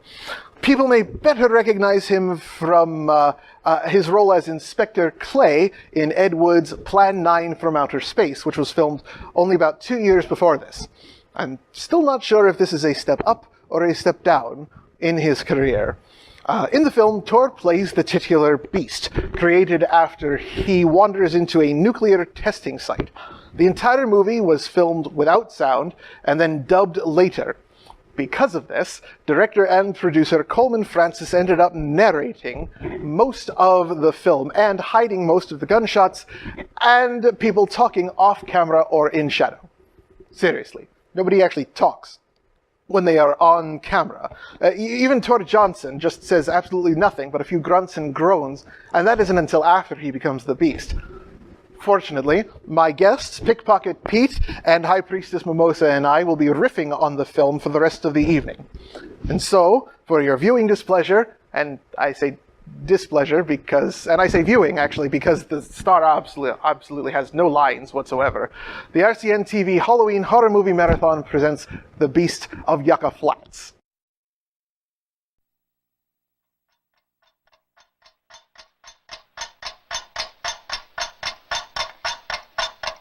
We present to you Pink Floyd's Time. You know, if you sync this movie up to Pink Floyd's Dark Side of the Moon, absolutely nothing happens.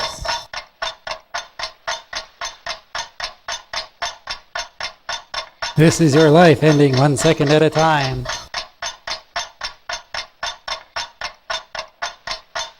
Oh, look, it's Tigger.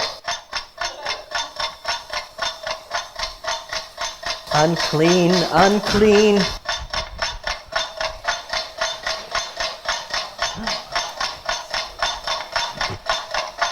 The Vulcan neck pinch. Can't breathe. This is the cheapest, most effective sleep aid on the market.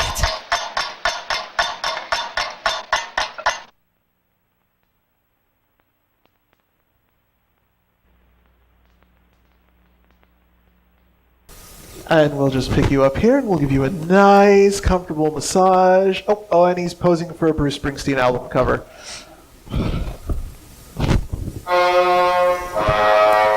So does this happen before or during the events of the movie? The Beast of Yucca Flats! Oh, look, Linda. The Lost Boys! Yes, it's suddenly a vampire movie. Cry, little sister. People are strange.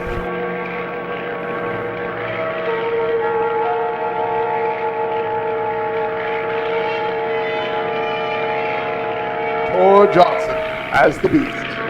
Guest star with not a single line.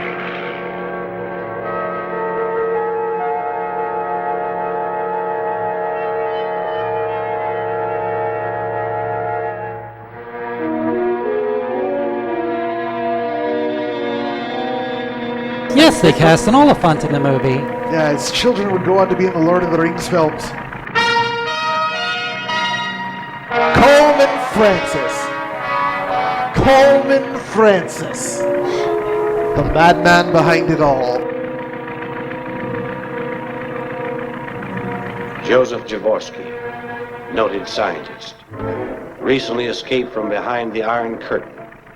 Wife and children killed in Hungary. His aide carries a briefcase. Secret data on the Russian moonshot. Joseph Jaworski's destination, Yucca Flats. And a meeting with top brass at the A-bomb testing ground. Wait, did he kill his family? Is that what the first scene was? Oh my god. It's Wilson Fisk.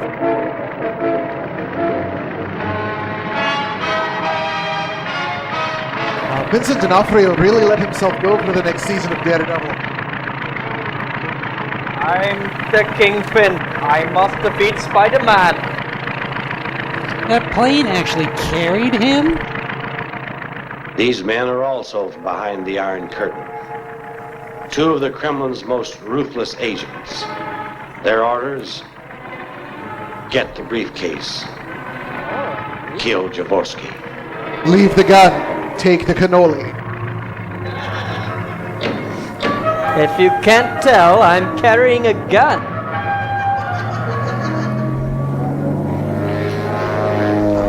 I didn't know John Waters was part of the KGB. Thank you.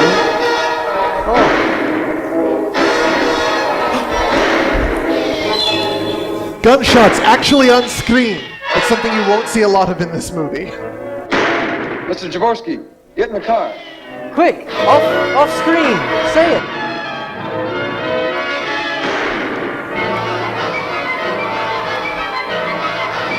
Run.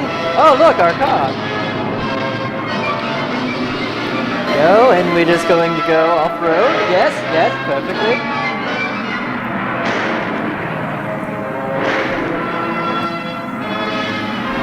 What have you? Stop looking. Darn kids playing chicken again.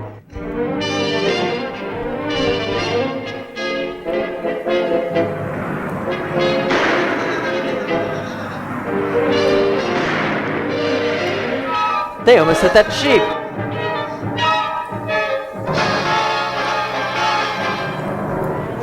It's so dark all of a sudden. The shadow goes to Vegas. Oh.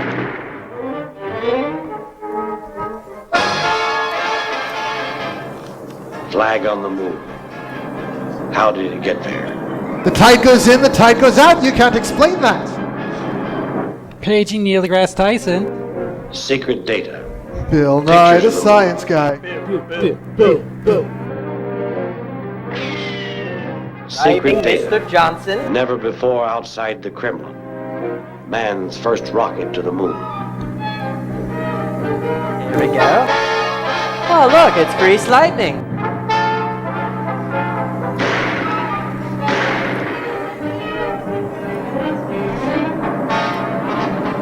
Ooh, grease lightning. You can see the tension in his face.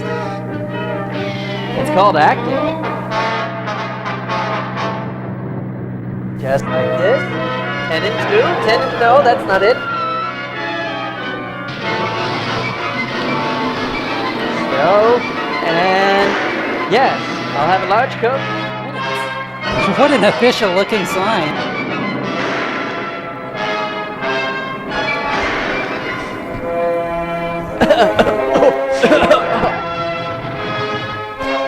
It's nothing like off-roading in a giant tank. No, here we go. What's in the trunk? Just stand there. Oh no! Yeah. I'm running.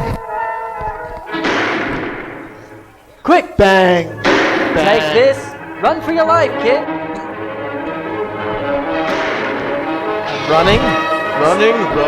Yes, he looks like he's in such a hurry.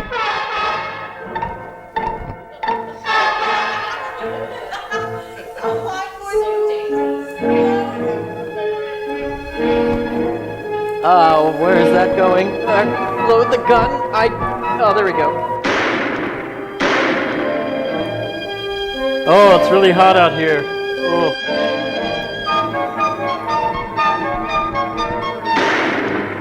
This is where you fall down. I'm acting. You better hurry, he's gotten the whole 50 feet away.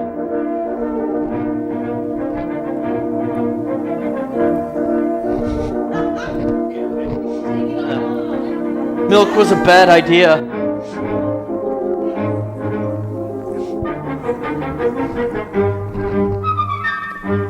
I think he's dead.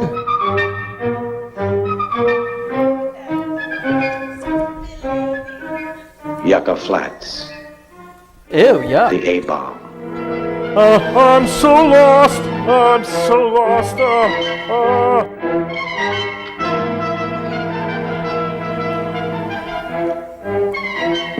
And boom goes the dynamite.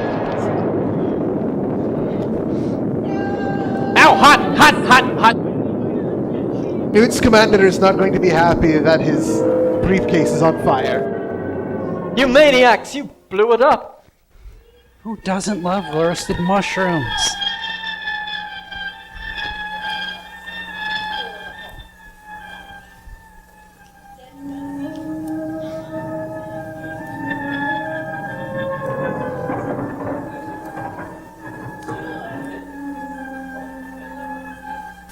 Oh, crap, my car broke down. Oh, great. It's just perfect. Just got the thing fixed. Why are my headlights on in the day? These horror movie tropes really are timeless, aren't they? Vacation time. Man and wife.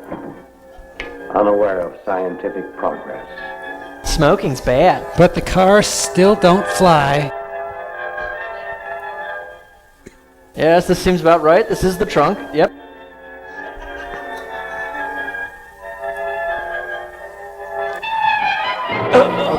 Nobody fights back. Nobody screams.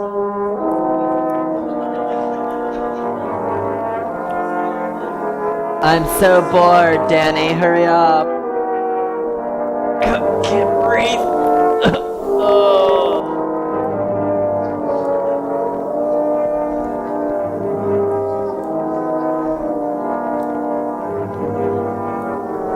All right, that was great, Tor, for the fight call. Now let's do it full speed.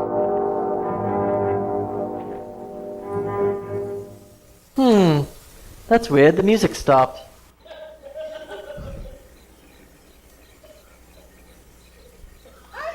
Tor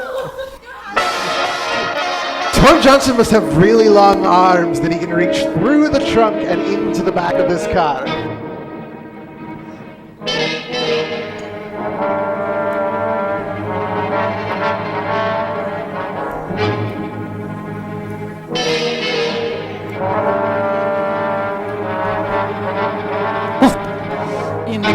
In the car, out of the car, Tor Johnson's really just a confused cat.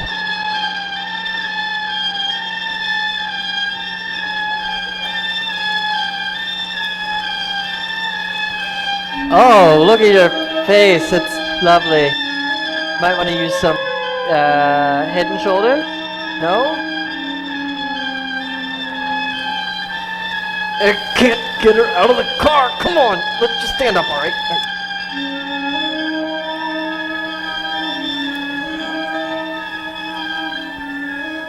Joseph Jaworski, Noted scientist. noted scientist, dedicated his life to the betterment of mankind.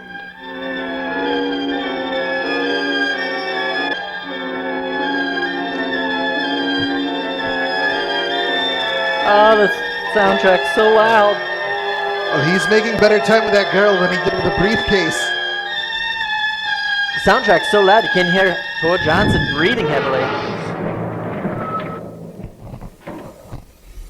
Hello? Yes, your trunk's open, sir. Your trunk? Oh.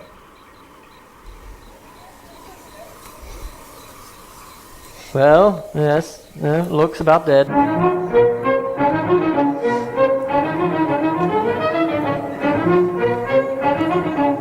No, maybe I should go back and tell someone. Forget it.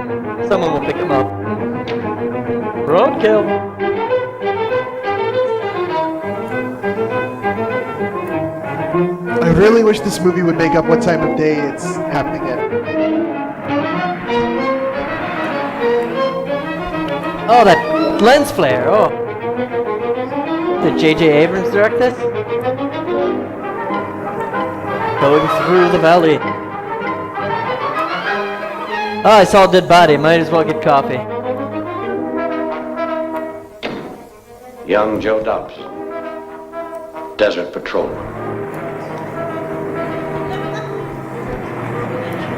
Oh, this cafe's closed. Officer, Yeah? there's a man dead. Back down the road. Dead? How far down? Couple miles, maybe more. Laying behind his car. I'm not clocked in for Looks another like 5 he's been minutes. choked. That dead body can wait.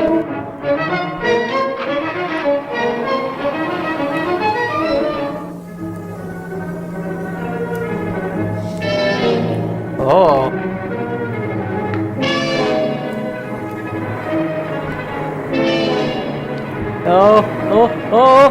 Oh. That was close.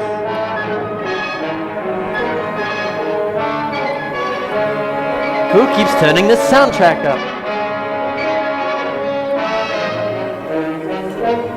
This car is scaring the crap out of me.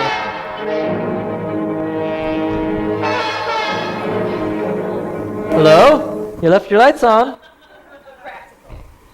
Oh, that really ominous music was just coming from the radio. Do you think they would have stopped chasing each other if they had turned the funky music off? Sir, I'm gonna need you to blow into the... Sir.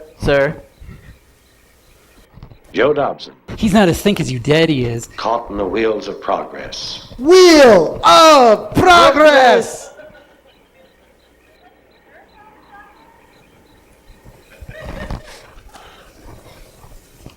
Yeah, well, the door is still open. I don't know how, because it's built the wrong way. Man choked to death. A woman's purse I'm taking this purse. and footprints on the wasteland.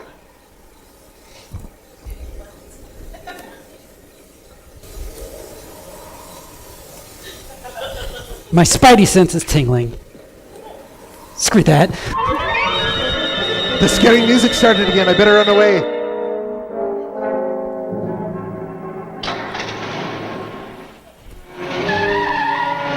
I'll wait for the ambulance to pick up your dead corpse. Goodbye.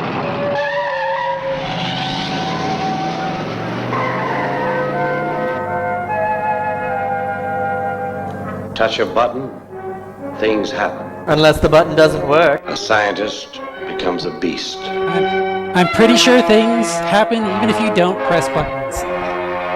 That was easy. Muffin button. We don't have buttons now. It's all touch screen. Should have worked out before filming. Oh, so heavy. She must be at least 90 pounds. Oh, this is terrible.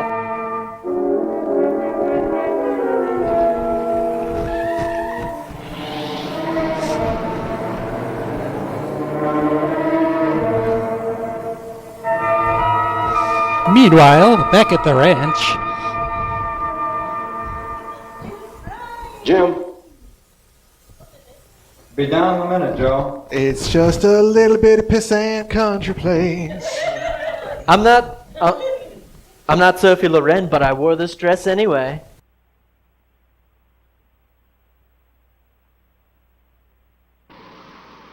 Yeah. Better come with me. Trouble up the road. Murder. Be right down.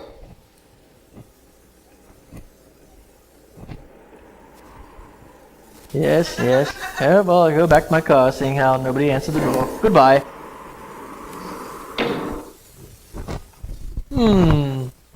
I'll put these on. See you later, honey. If they really wanted to save money, they could have just played the footage getting her out Jim of bed Archer. in reverse. Joe's partner. You mean they didn't? Another man caught in the frantic race for the betterment of mankind. Progress.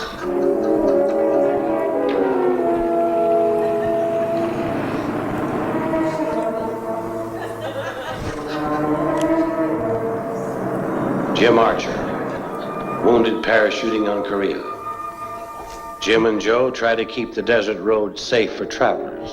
Jim Archer jumping into the danger zone!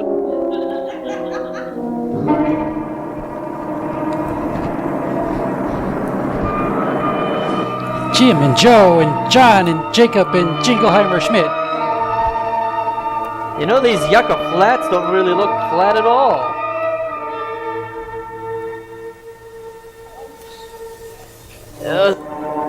Up, where to blow up Wanda.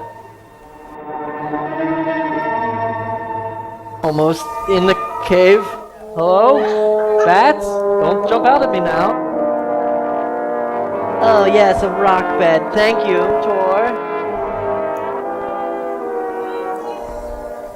This bed of rocks is so Shockwaves of an cushy. A once powerful, humble man, reduced to nothing. Oh, well, he looks like something to me. Is he talking about Joseph Jaworski or Tor Johnson?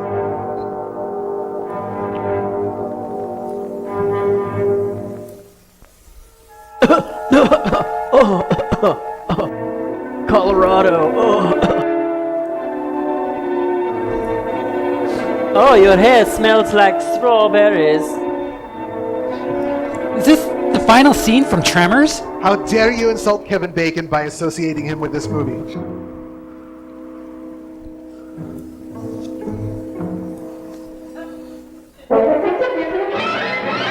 Oh, just need to get up.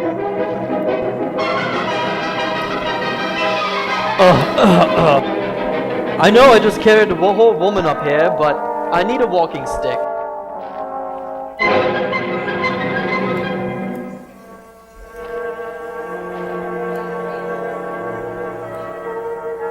Joseph Jaworski.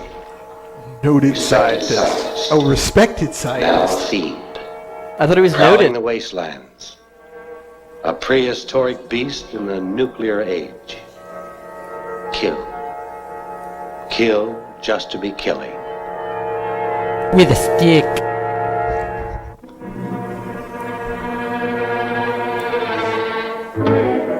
Oh, it's so hot. The mouth of the cave 1,000 feet up over jagged cliffs. A man murdered. A woman's purse. Everybody got that? You know, this is an awful lot of climbing in a place that's supposed to be flat.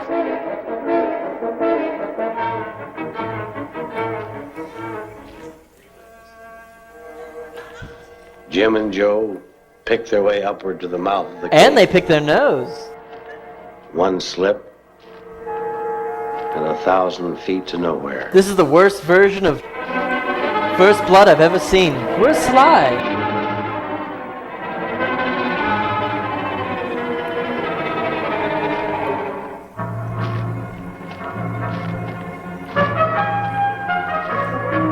We totally needed that butt shot.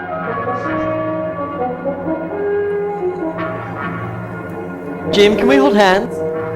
Not yet.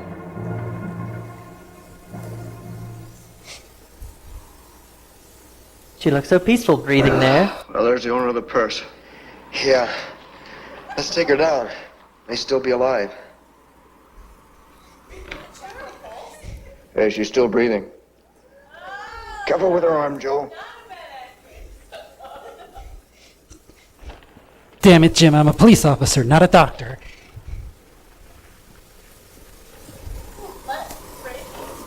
Here we go. Don't break my ankle. And there's a tissue hanging out of my back pocket. Great.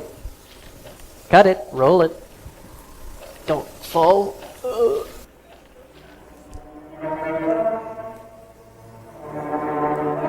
Hey, Jim, maybe if we put down the gun, we can carry her fine?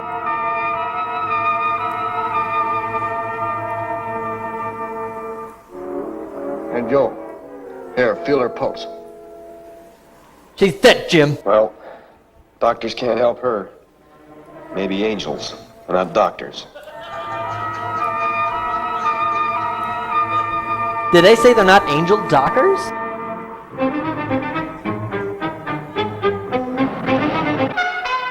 Paper, mister? Extra, extra, read all about it.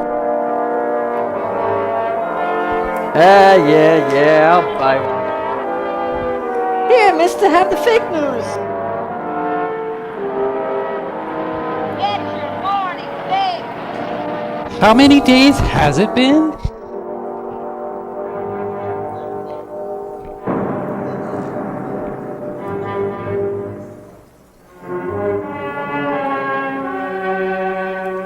Now, is this where the Roadrunner comes Vacation out? time. People travel east, west, north, or south. To the moon, The to put a flag on travel it. east with two small boys. Adventurous boys. Nothing bothers some people. Just Not here we even go, flying Lassie. saucers. There we go.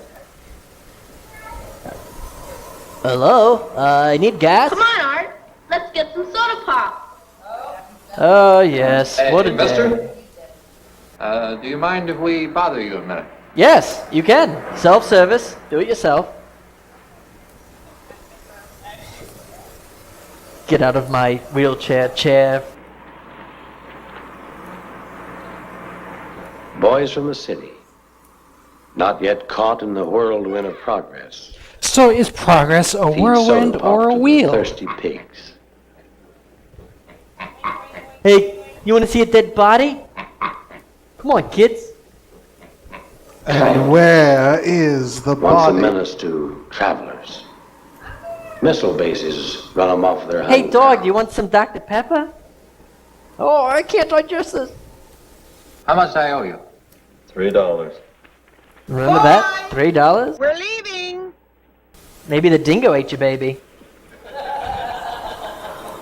Don't shake it up! Oh, come on! Dean! Mom, we saw some real pigs. Yeah, and a coyote. Coyote? Yeah. Don't you be playing with coyotes. Let alone the pigs! We're leaving. Come on. They're not even talking. Fun.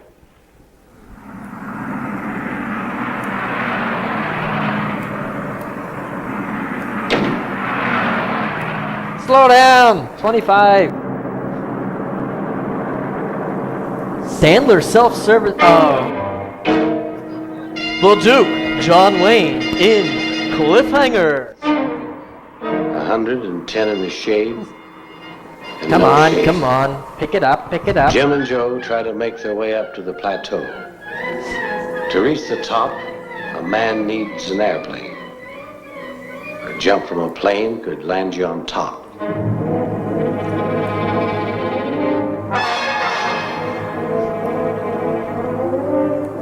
Jim, your gun's poking in my face again. You've been moisturizing, haven't you? Don't fall. We don't have insurance.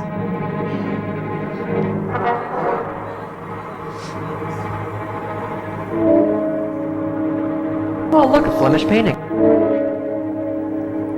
Wait, I've seen this. Is that where some big scary thing pops up at the last second while the car is driving down the road? Oh, I hope so. Oh, there it is. It's the music. But the killers, not on the plateau. Killers are performing in Red Rock. Oh, I'll just bury this under this tree here, and good. No one will ever find her purse. Ha ha ha.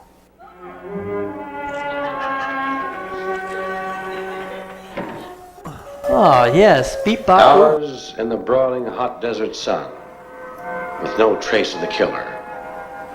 Why are you Put drinking? Jim Archer's paratroop training to good use is the only answer.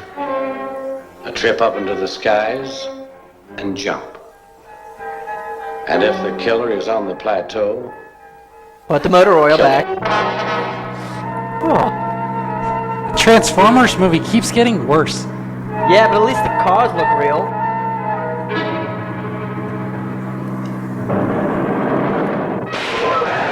Whoa, whoa, action, action. Who's driving?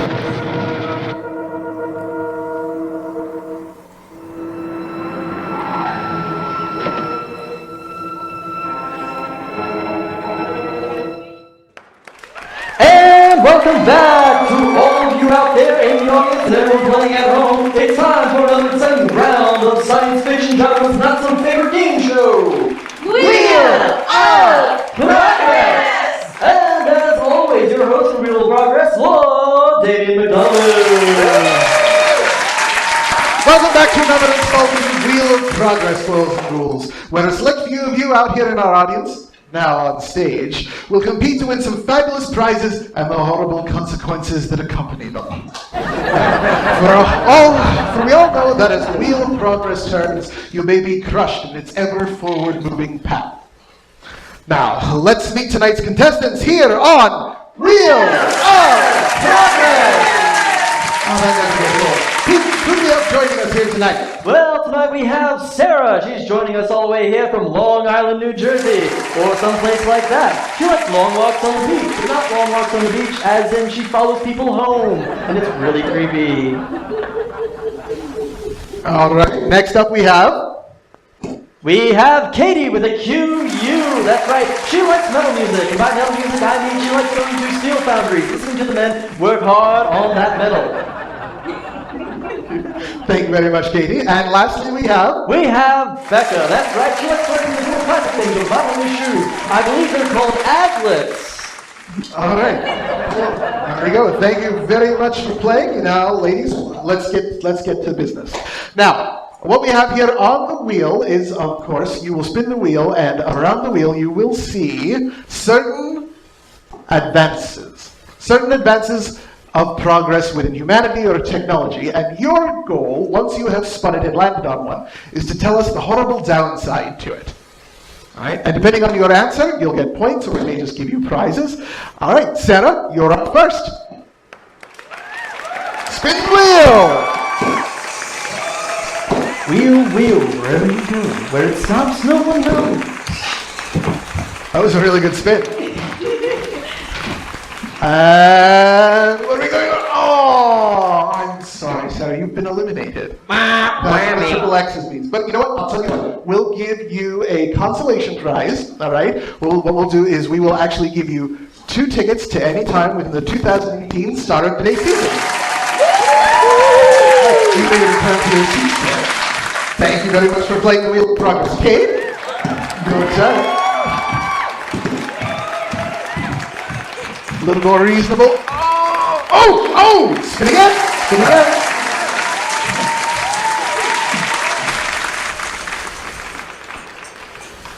All right, your category is indoor plumbing. What is the horrific downside to the modern scientific advancement of indoor plumbing? I'm allergic to plums. That is a fantastic answer, but I'm sorry, it's not the one we were looking for. It's now when someone leaves a deuce and stinks up your entire house. I'm sorry. Well, we do have a consolation prize for you, though. What I have here for you will then be a gift card for iTunes. I agree. You may have a seat there. Thank you very much. And Becca, your turn. Spin the wheel of progress. Oh, dear. You know what? Spin it one more time. Let's try it. Let's see what we can get. I want to get a good answer on a good question here. You just. Oh, there we go. There we go. This does not like you, Becca. I'm so sorry. There you go. Okay, let's just keep it right there. Okay. What is the downside, Becca, to the American style of democracy? Nazis are friends now? Ooh, that's a good one. But I'm sorry, it's not the one we were looking for. We were looking for the fact that any idiot can be elected to the highest office. Right. But we have another consolation prize for you. I have it right here. This is a gift card to QVC. Cool, thanks. Thank you very much for playing with those progress, yes. Thank you very much for playing with Wheel of Progress, ladies and gentlemen. You can all return to your seats as you have another year, and no one has won the grand prize. I guess I'll just have to take that trip to the metropolis underneath the Sphinx by myself. All right, well, I always wanted to go to Egypt. Anyway, how about we get back to the movie? All right? All right, let's finish off this stinker.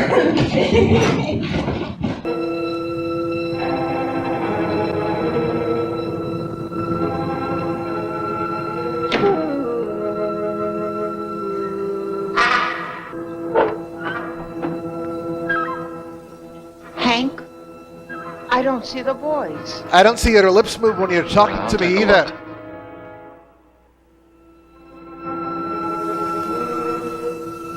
Kurtwood Smith as Officer Joe, you jackass. Jim, shoot first. Ask questions later. Oh.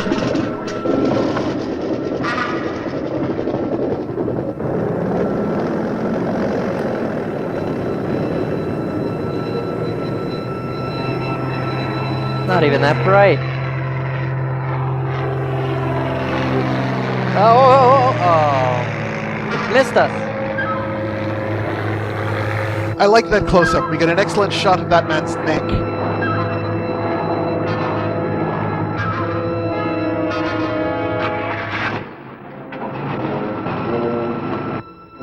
Oh, he crashed already. How sad.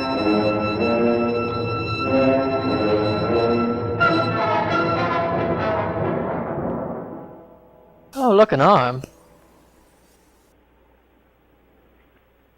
Hank, I can't find him. What do you think we should do? I don't know, Lois. Stay here, I'll go out farther. We'll find him.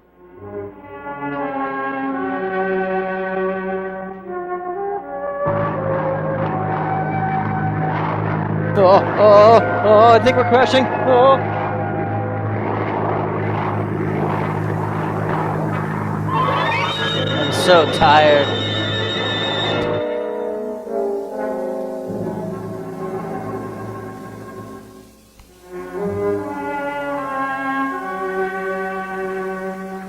Randy, Art.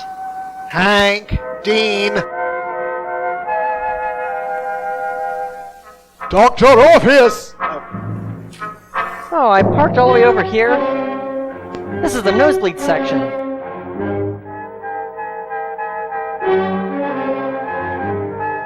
This week's adventure of Tom Sawyer. Tired of it all. Just want to crash the plane, kill myself. Oh, shaky.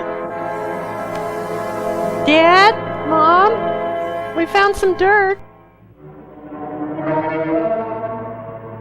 Come on, Dean, let's go. Oh.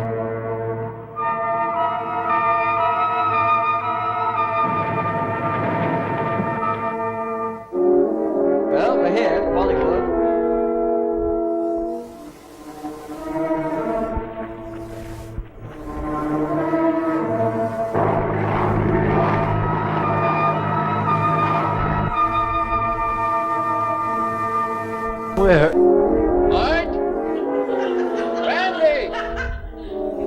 Good night, junk boy. That's right, don't look into the camera and walk away. All right.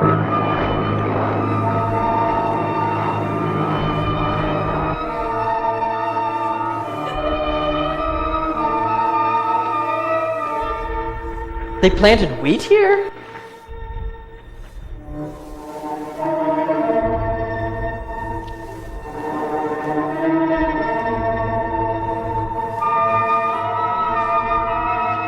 I think we're lost. Shut up. I swear if I get a hold of those kids... No, nothing. Nothing. Shoes. Oh my god, shoes.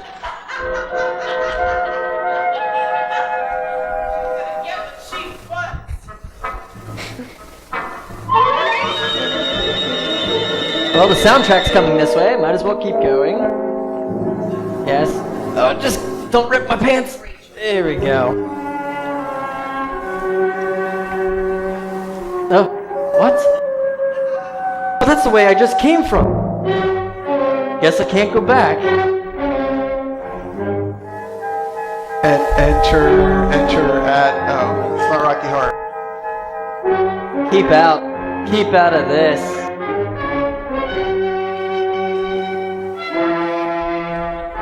Alright, and he said action, so come on, let's keep going, Dean. Tie our shoes.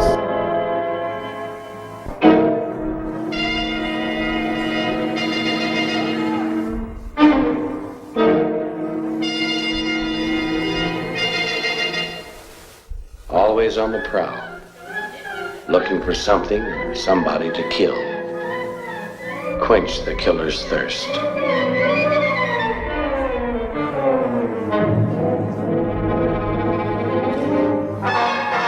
Darn kids, get off my lawn! You shall not pass!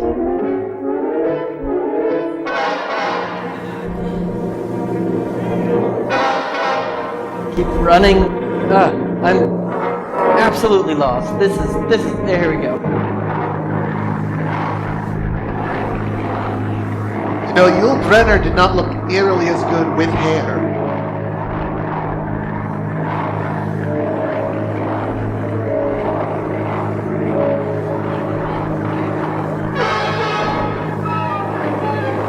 Oh, you're gonna suck us out of the plane! What are you doing? Don't open the door! Oh. It's alright, we're not actually moving. Time for a flyby.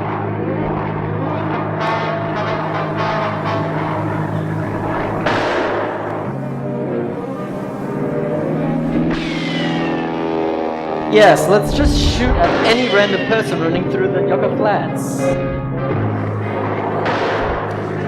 Up the hill, down the hill. Shouldn't he be worried about being shot down if he's in a missile area?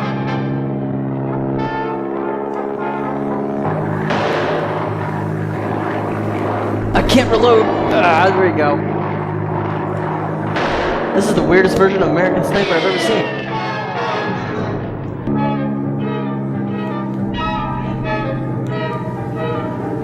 There we go. Just walk it off, Dad.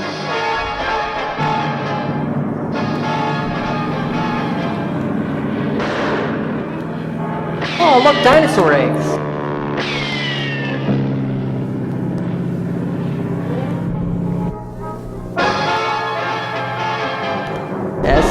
Yes. Sassy. Oh, yeah, there we go.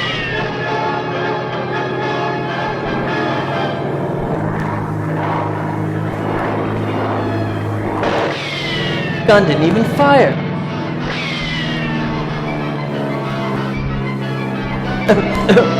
Running. Why am I?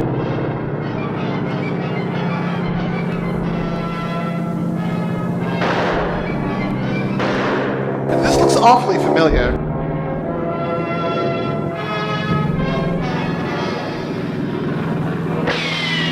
This guy must have unlimited ammo cheat. Okay, alright, I see not north. North by northwest, this is not. I wasn't even near a cliff. Oh God! Oh, that really hurts. Oh.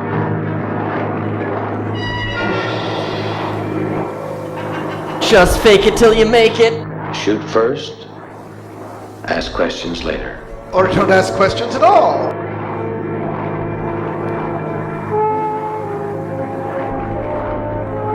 People look like ants.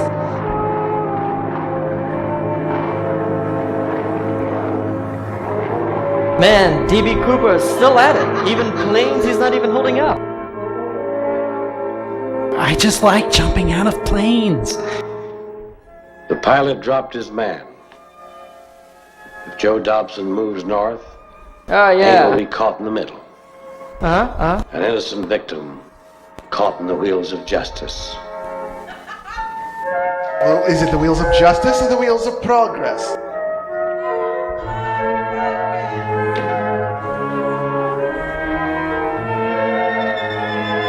Help me! A man runs, somebody shoots at him. And a man pratfalls. Wow, that suddenly became really topical. Tropical. No. They're so cheap they couldn't even actually get him to jump out with a parachute. It's just one of those little toys. Get up! You shot me! You shot me right in the arm! I'm blown off course. Someone help me, please. For the love of God, help. Oh, God. Oh.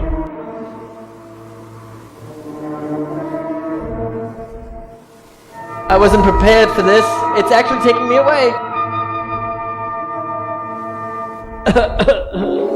I've only been shot twice. I think I'm still good. Paratrooper, trained to hunt down his man. Yep, and destroy. Yep, acting, yes, very nice.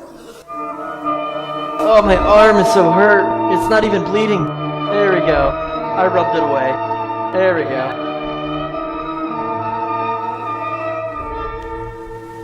Signs. They were here.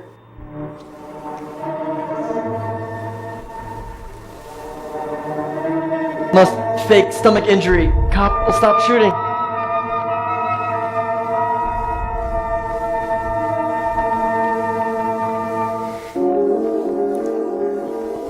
Well, I definitely lost him. And the hunted. With only a few hundred yards between him and the enemy, Jim closes in for the kill.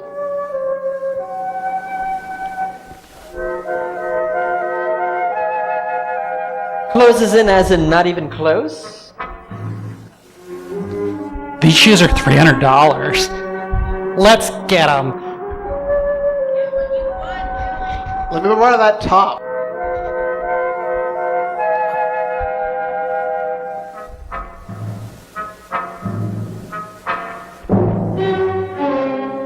Oh, look, that's what happened to Barb. I'm gonna get what I want. Slow is this movie. Hello? I have my picnic basket. Hey, where are the boys? Why are you running? I haven't time to explain, Lois. Stay here. The boys may come back. I gotta get help. You must stay here, because I said so. Misogyny, away! I'll just stay here and shower then? Oh, Joe why did Dobson headed north and met Jim. I think that speed bump was a kid.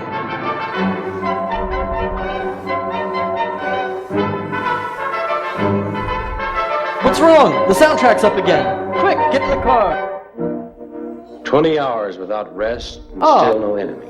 That's motor oil, In Jim. the blistering desert heat, Jim and Joe plan another attack. Find the beast and kill him. Oh, motor oil. Kill or be killed. Man's inhumanity to man.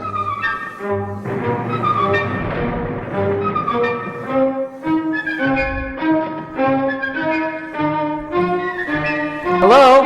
Anybody home? Hello? Oh, well, this isn't working. Guess I'll leave. I can walk off 2 bullets, but I can't get over a fence. Hank and Dean Venture await the arrival of Brock Sampson. It's the wrong Swedish murder machine.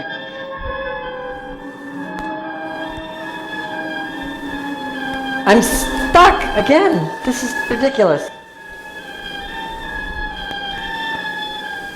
Randy, you think we're lost? Yes, and we're gonna die.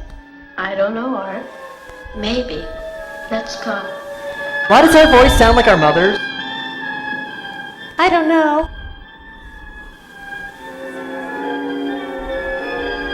Imaginary muffins. At least he let me have my purse.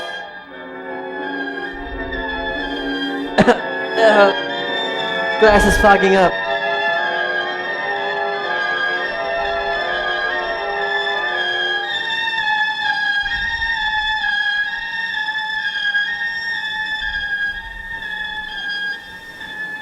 You wanna...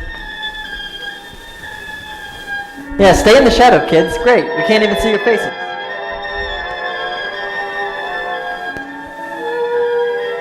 The river Styx tempts the young men. Randy, is that water down there?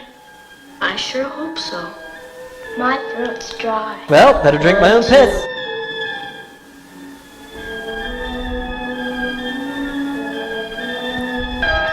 It's actually Willy Wonka's runoff from his chocolate stream. Oh, that's why it looks so Augustus gloopy.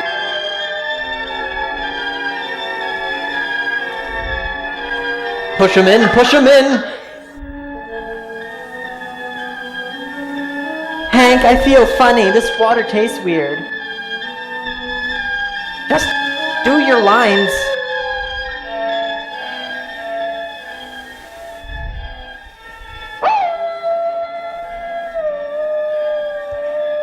Dean, stop howling.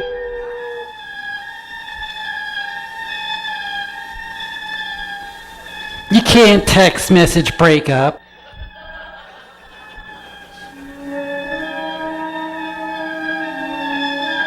That's the worst top knot I've ever seen.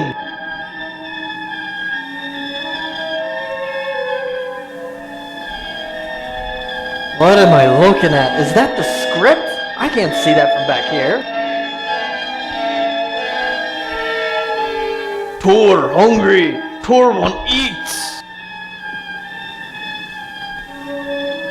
The hills have eyes and very large stomachs.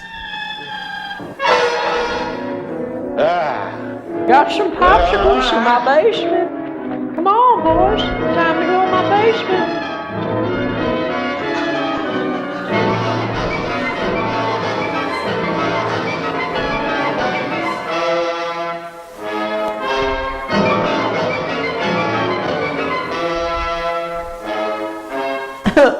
The power lines are making me feel funny. Oh, I almost stepped in the script. Oh.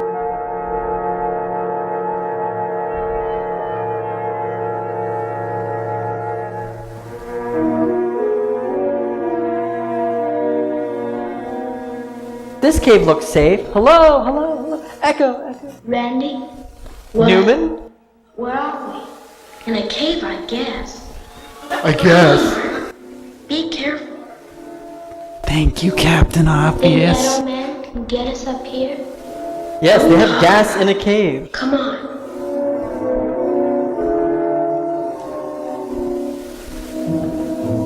Well, that's a hard day's work done. Scaring kids, beating a woman to death. Alright, it's time to go home to my cave. Oh, Tenant's Get back.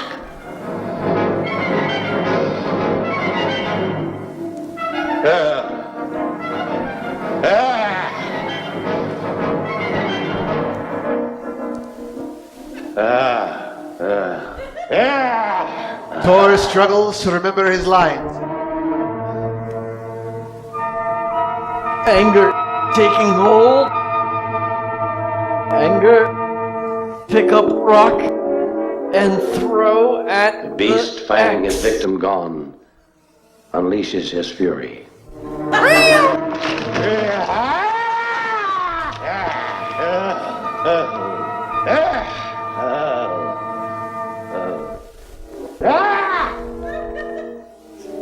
so mad.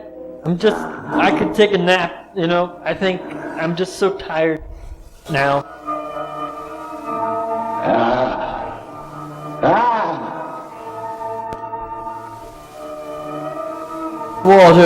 Water. Oh, my sciatica.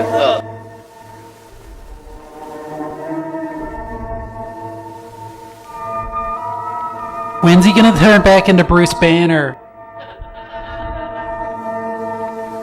I think this is the thinnest he's ever looked, laying on his side. Should we wake him? Oh, football practice. Oh. Comfy rocks.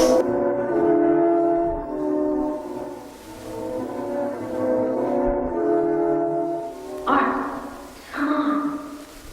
Who's Art? My name's Dean. Get back! Ow! Get on up.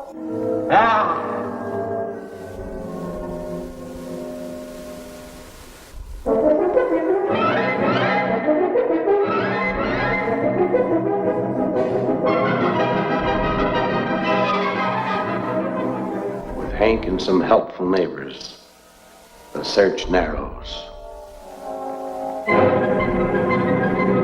Quick, we're gonna make it to baseball practice.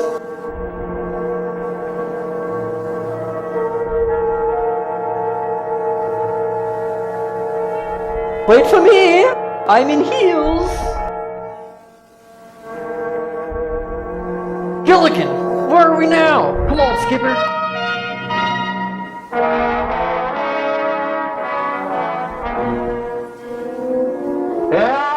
Dud kids, get out of my cave!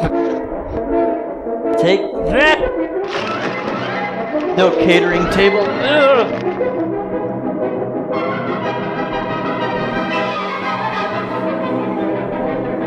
Kids go down a hill, men go up a hill.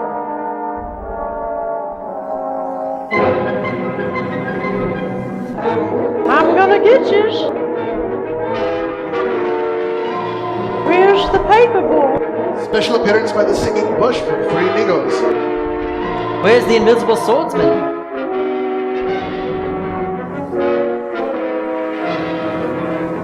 Over there, quick!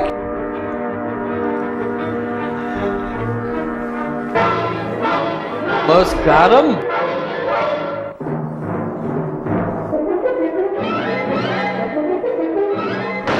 Oops, shot a kid.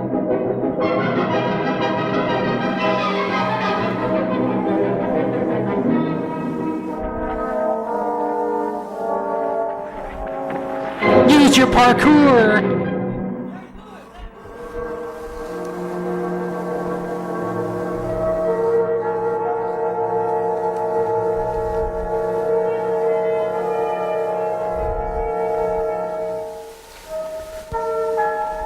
Must have taken 2 or 3 shots. At least 3. Draw me like one of your French carols.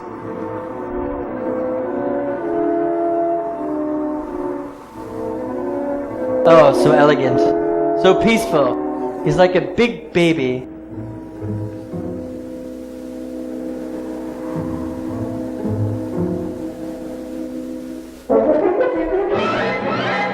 That was the slowest surprise I've ever seen.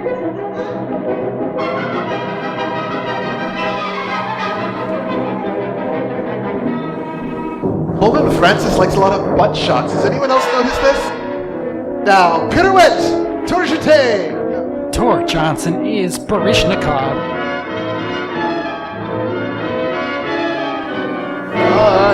So tired. I'm struggling. You have ticks! You have ticks! I'm telling you, there's ticks! Open up wide! Accept my love.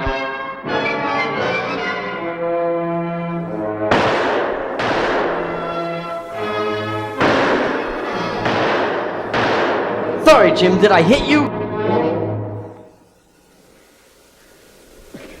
Oh, that was difficult. Let me just Act over here. Yeah, there we go. That's really poor positioning, officer. Jim. Smells like baby powder. I don't know about you, but I could use a cigarette. Yeah. Man, I thought they smelled bad on the outside.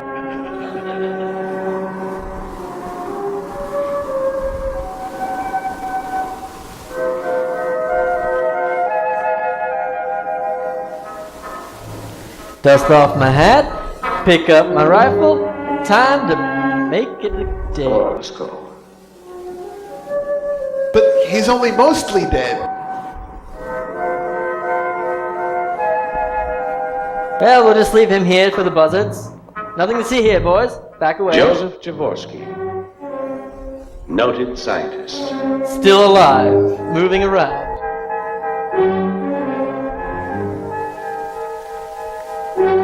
Mister, I seen him moving behind you. Come on, kids. The elements will take care of him. I'm still standing here. Where is that man? Hello? Hello? Can you hear me now? Can you hear me now? Yeah, I must have taken a wrong turn in Albuquerque.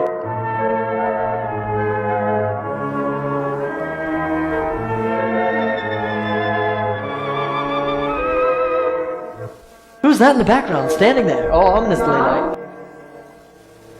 Mom. You can hear me whisper? Oh boys, it's so nice to see you. I'm that old now.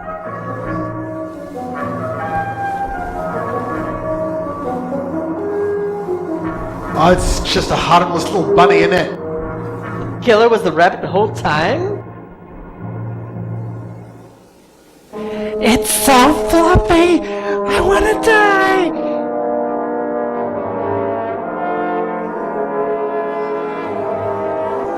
What's up, Doc?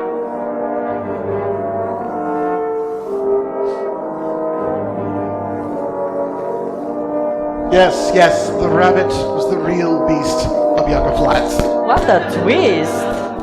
Actually, I'm pretty sure the only beast here was Coleman Francis. Ah, still moving, still breathing. Yay, it's over. So, in the end, it wasn't beauty, it was bullets that killed the beast.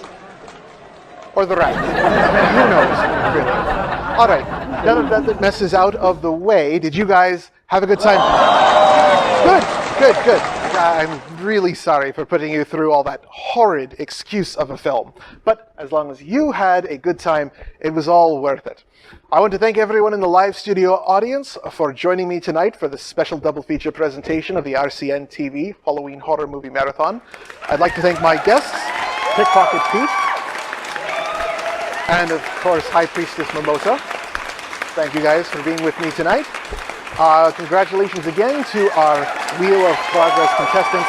And again, I want to give a special thank you to Scott of Open Show LLC, the Red Lion Inn, and Main Street Arts and Events at Cools in Quakertown, Pennsylvania, for giving us a space to perform in tonight. And Kirsten Alameda and Star of the Day Productions for their help in making all of this possible. Come out and see their production of Annie Jr. this December. Full details at staroftheday.org. I have been your ever so charming host, Lord Damian MacDonovan, and you can find more information on my Facebook and YouTube pages below.